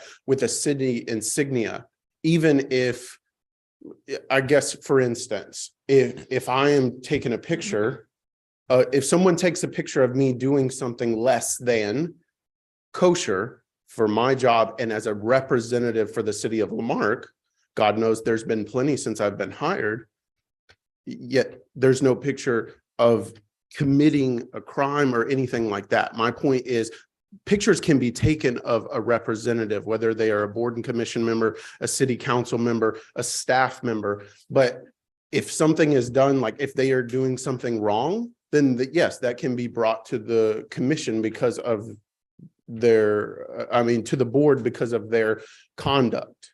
Yeah. Mayor, Go ahead, make go a ahead, John. suggestion Yeah, go to ahead, your John. concern.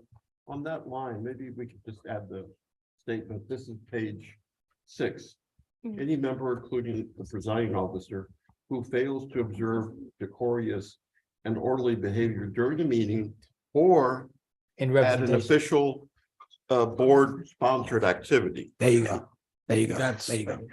In the business of, Yeah. yes, absolutely. There you go. We could add that one in. Yeah, I like that as a friendly amendment. Gus, can we give us some legal advice? Is there any way for us as a council or as a city entity to discipline board and commission members who are in many folks' opinion, behaving inappropriately online or in public when they are not representing the city? I am on the library board, but I'm on social media insulting Michael every day, cursing.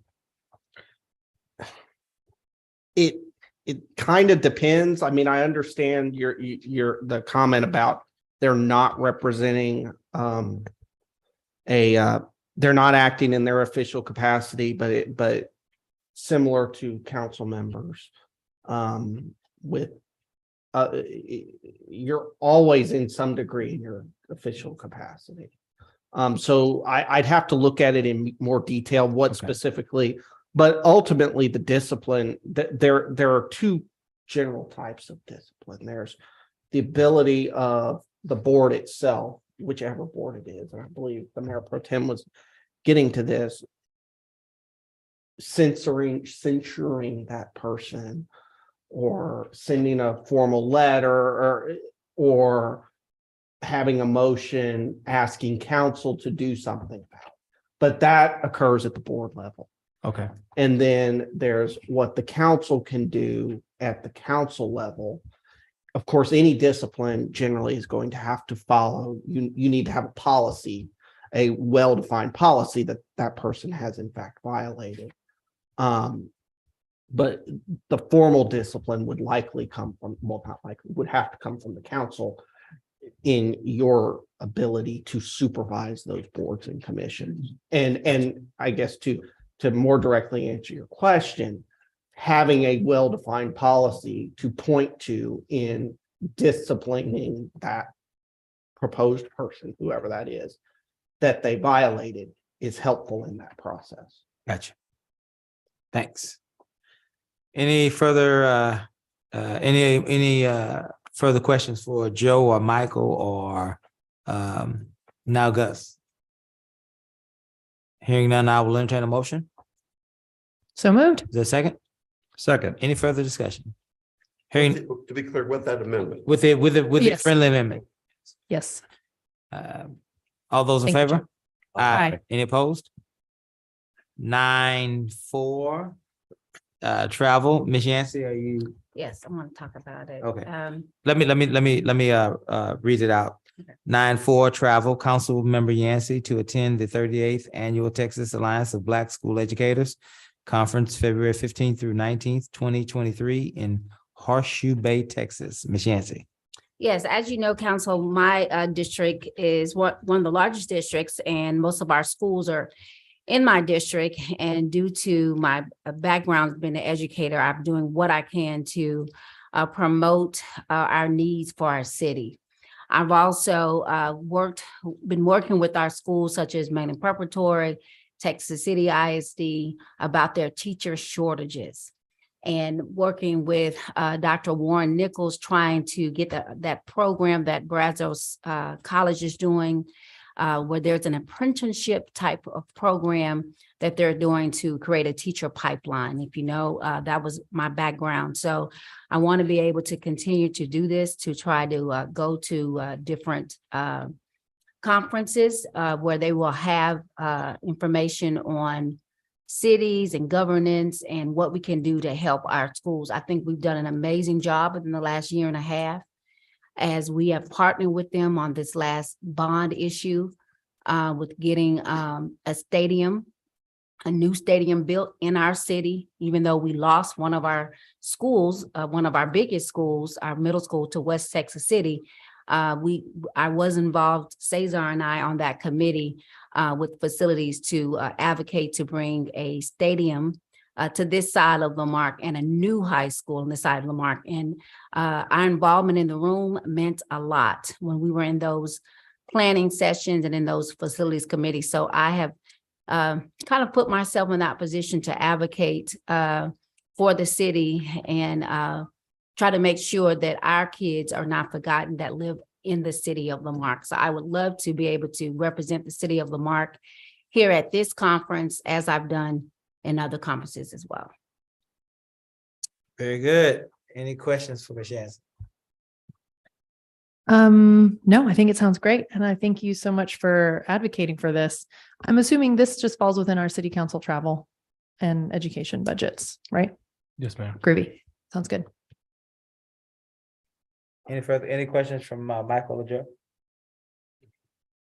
All right, we will entertain a motion. So moved. I second. There's a motion and a second. Any further discussion? Ms. Yancey, Yes. speak to you. I know you spoke earlier about your desire to bring resources back to our community. I want to give you an opportunity to explain for those that might be watching and for our own edification, this Texas Alliance, this conference, and how it ties into municipal government.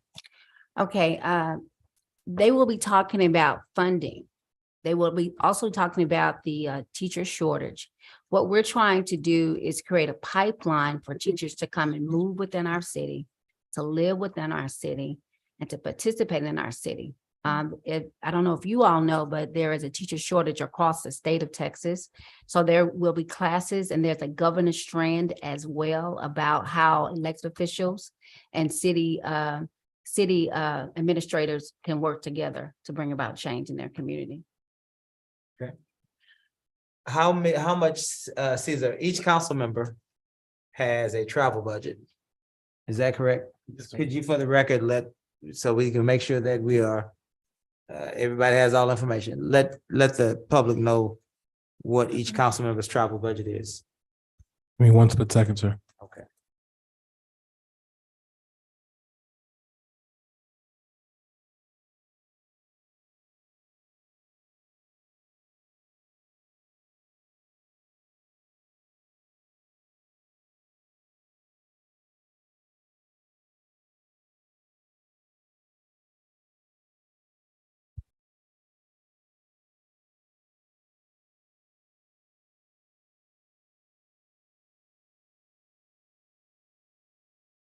Looks like it is 3,500. Let me confirm my vote, please.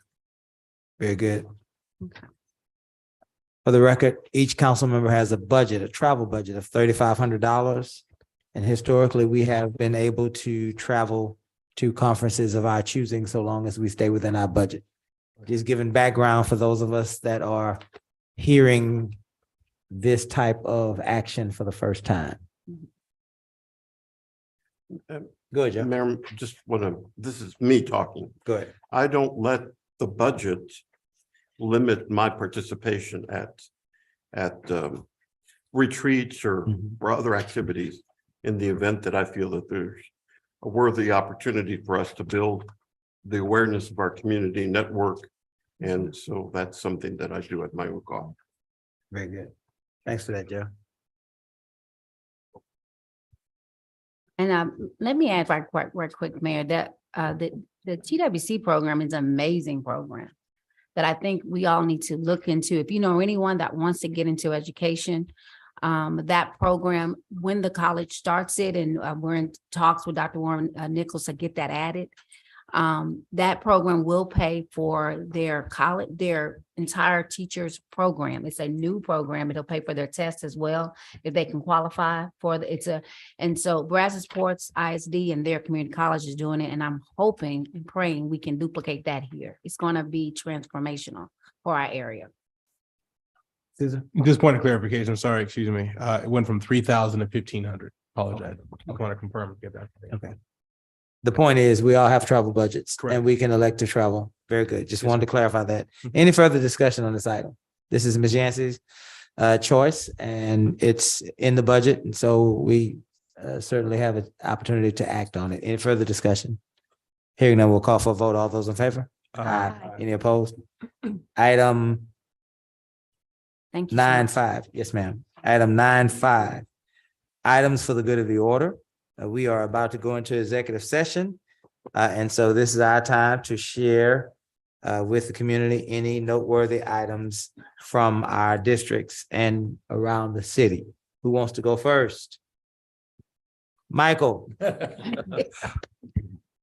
First off, welcome to 2023. This is a second meeting, but in case you missed the first one, it's still the same year.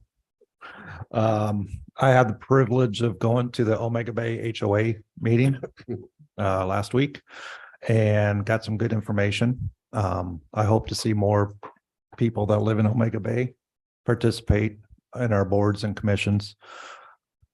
One thing I would like to ask is next meeting, city manager, can we need to look at our social media policy again.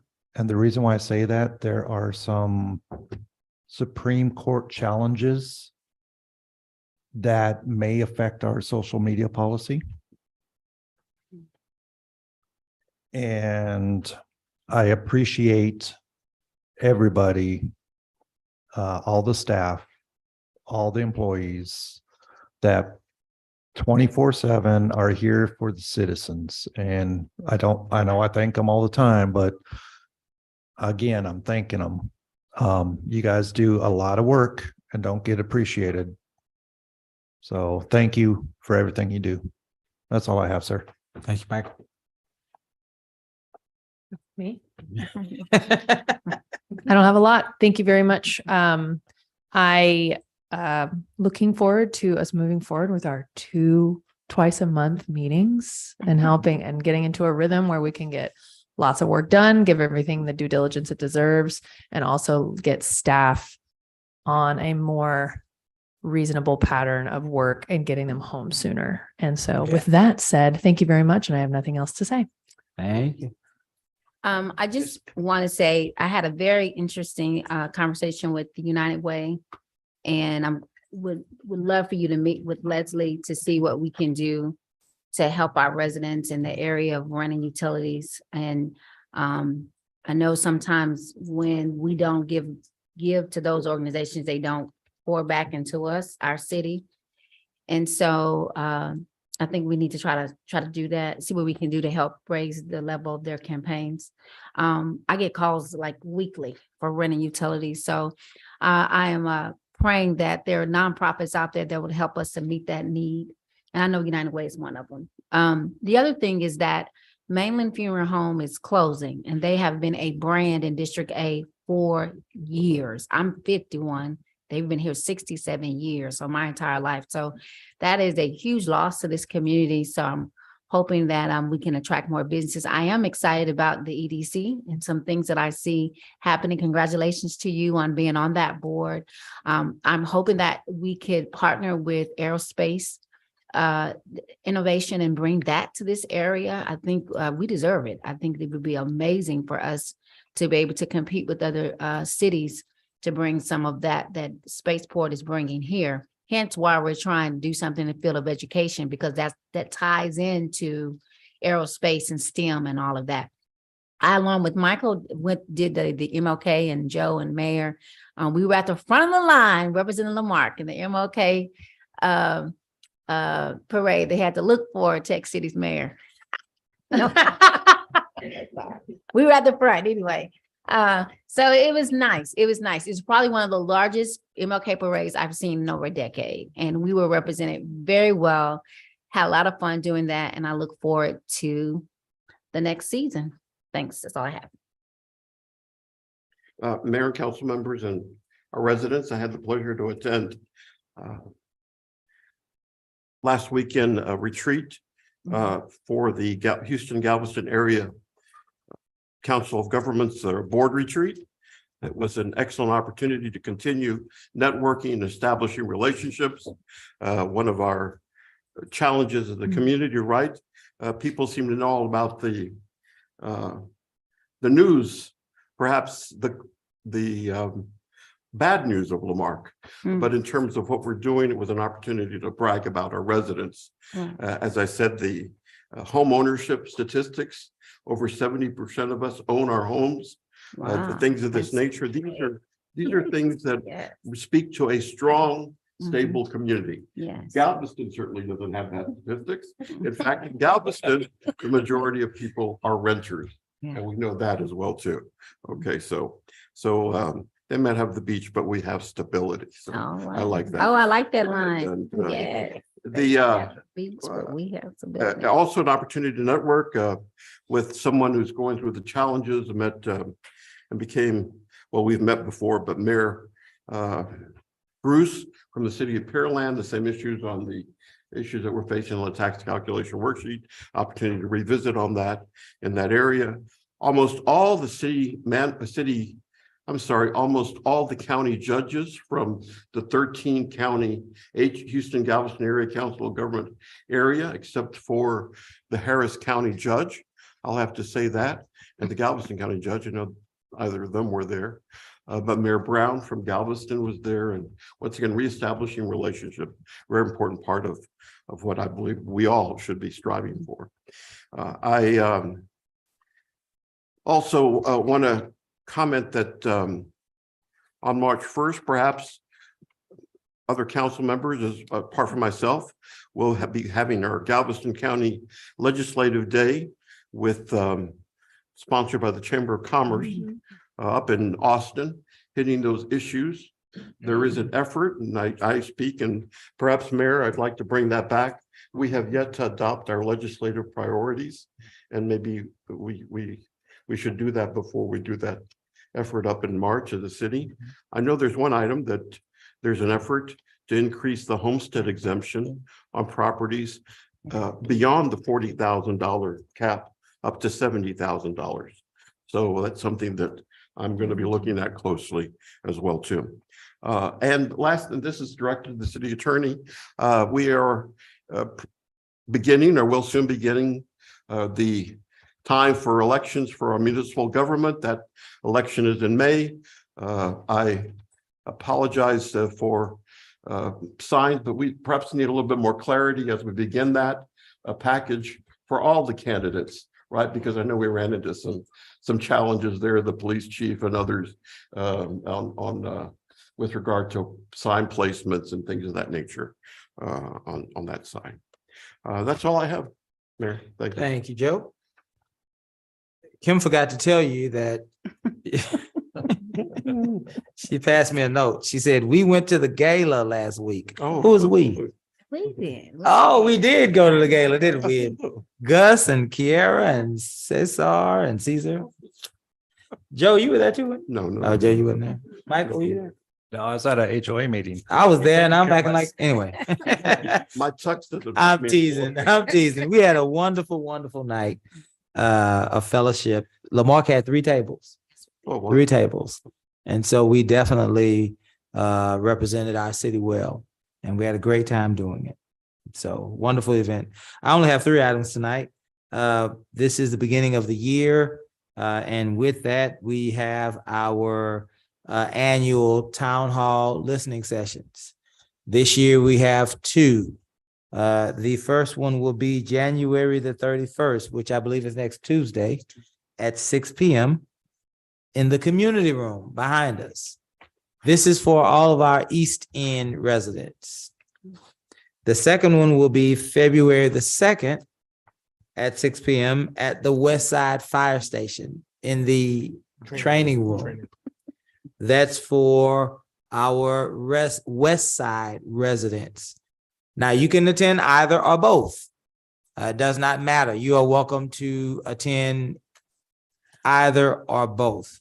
We just wanted to have opportunities for you on both sides of the city. And after that, on February the 8th, we will have our 2nd annual State of the City address.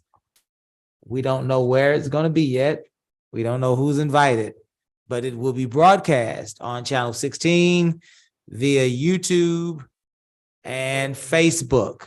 So if you are unable to attend, we probably will only have 30 to 40 guests. Many of them will be department heads, council members.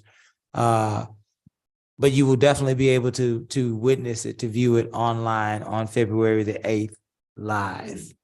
Very good. Caesar, do you have anything?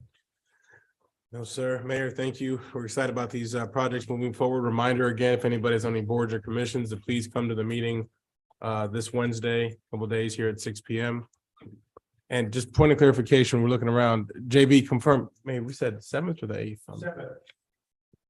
What did I say? 8th? I'm sorry. February the 7th. Just to confirm. February the 7th. State of the City, February the 7th. Time and place to be announced. Anything else? No, sir. Thank you. If there's nothing else, we will move to item 10, executive session. The city council for the city of Lamarck reserves the right to adjourn to executive session at any time during this meeting to discuss any of the matters listed above. It's authorized by the Texas Local Government Code, section 551.071, consultation with city attorney, 551.072, deliberations about real property, 551.073, deliberations about gifts and donations, 551.074, personnel matters, 551.076, deliberations about security devices, 551.087, economic development. We are deliberating tonight.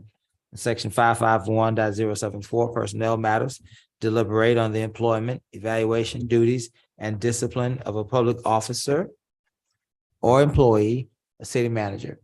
Kiara? 7:24. We are recessing from our special meeting at 7:23 into our executive session at 7:23.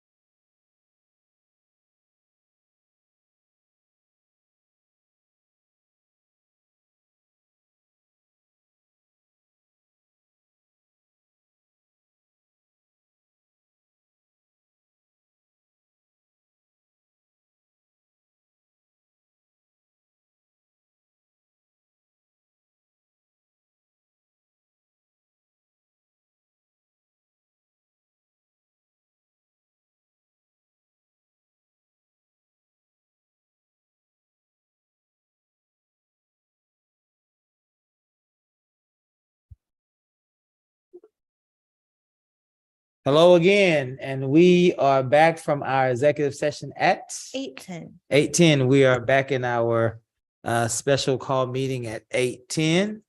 Council, I will entertain any actions resulting from executive session at this time. Mr. Mayor, I'd like to move that we instruct the city attorney to visit with the city manager to discuss the improvement plan. Is there a second? Second. Any further discussion? Hearing none, we'll call for a vote. All those in favor? Aye. Any opposed? What item are we on? 9, Oh, good grief. I forgot. Should be 11. 11? Adjournment. Or this, item 11? 12. 12. Item 12, adjournment. I will entertain a motion to adjourn. So moved. Is there a second? Talk about. I second. Before we go, Mayor Pro Tem, we do have a motion in a second.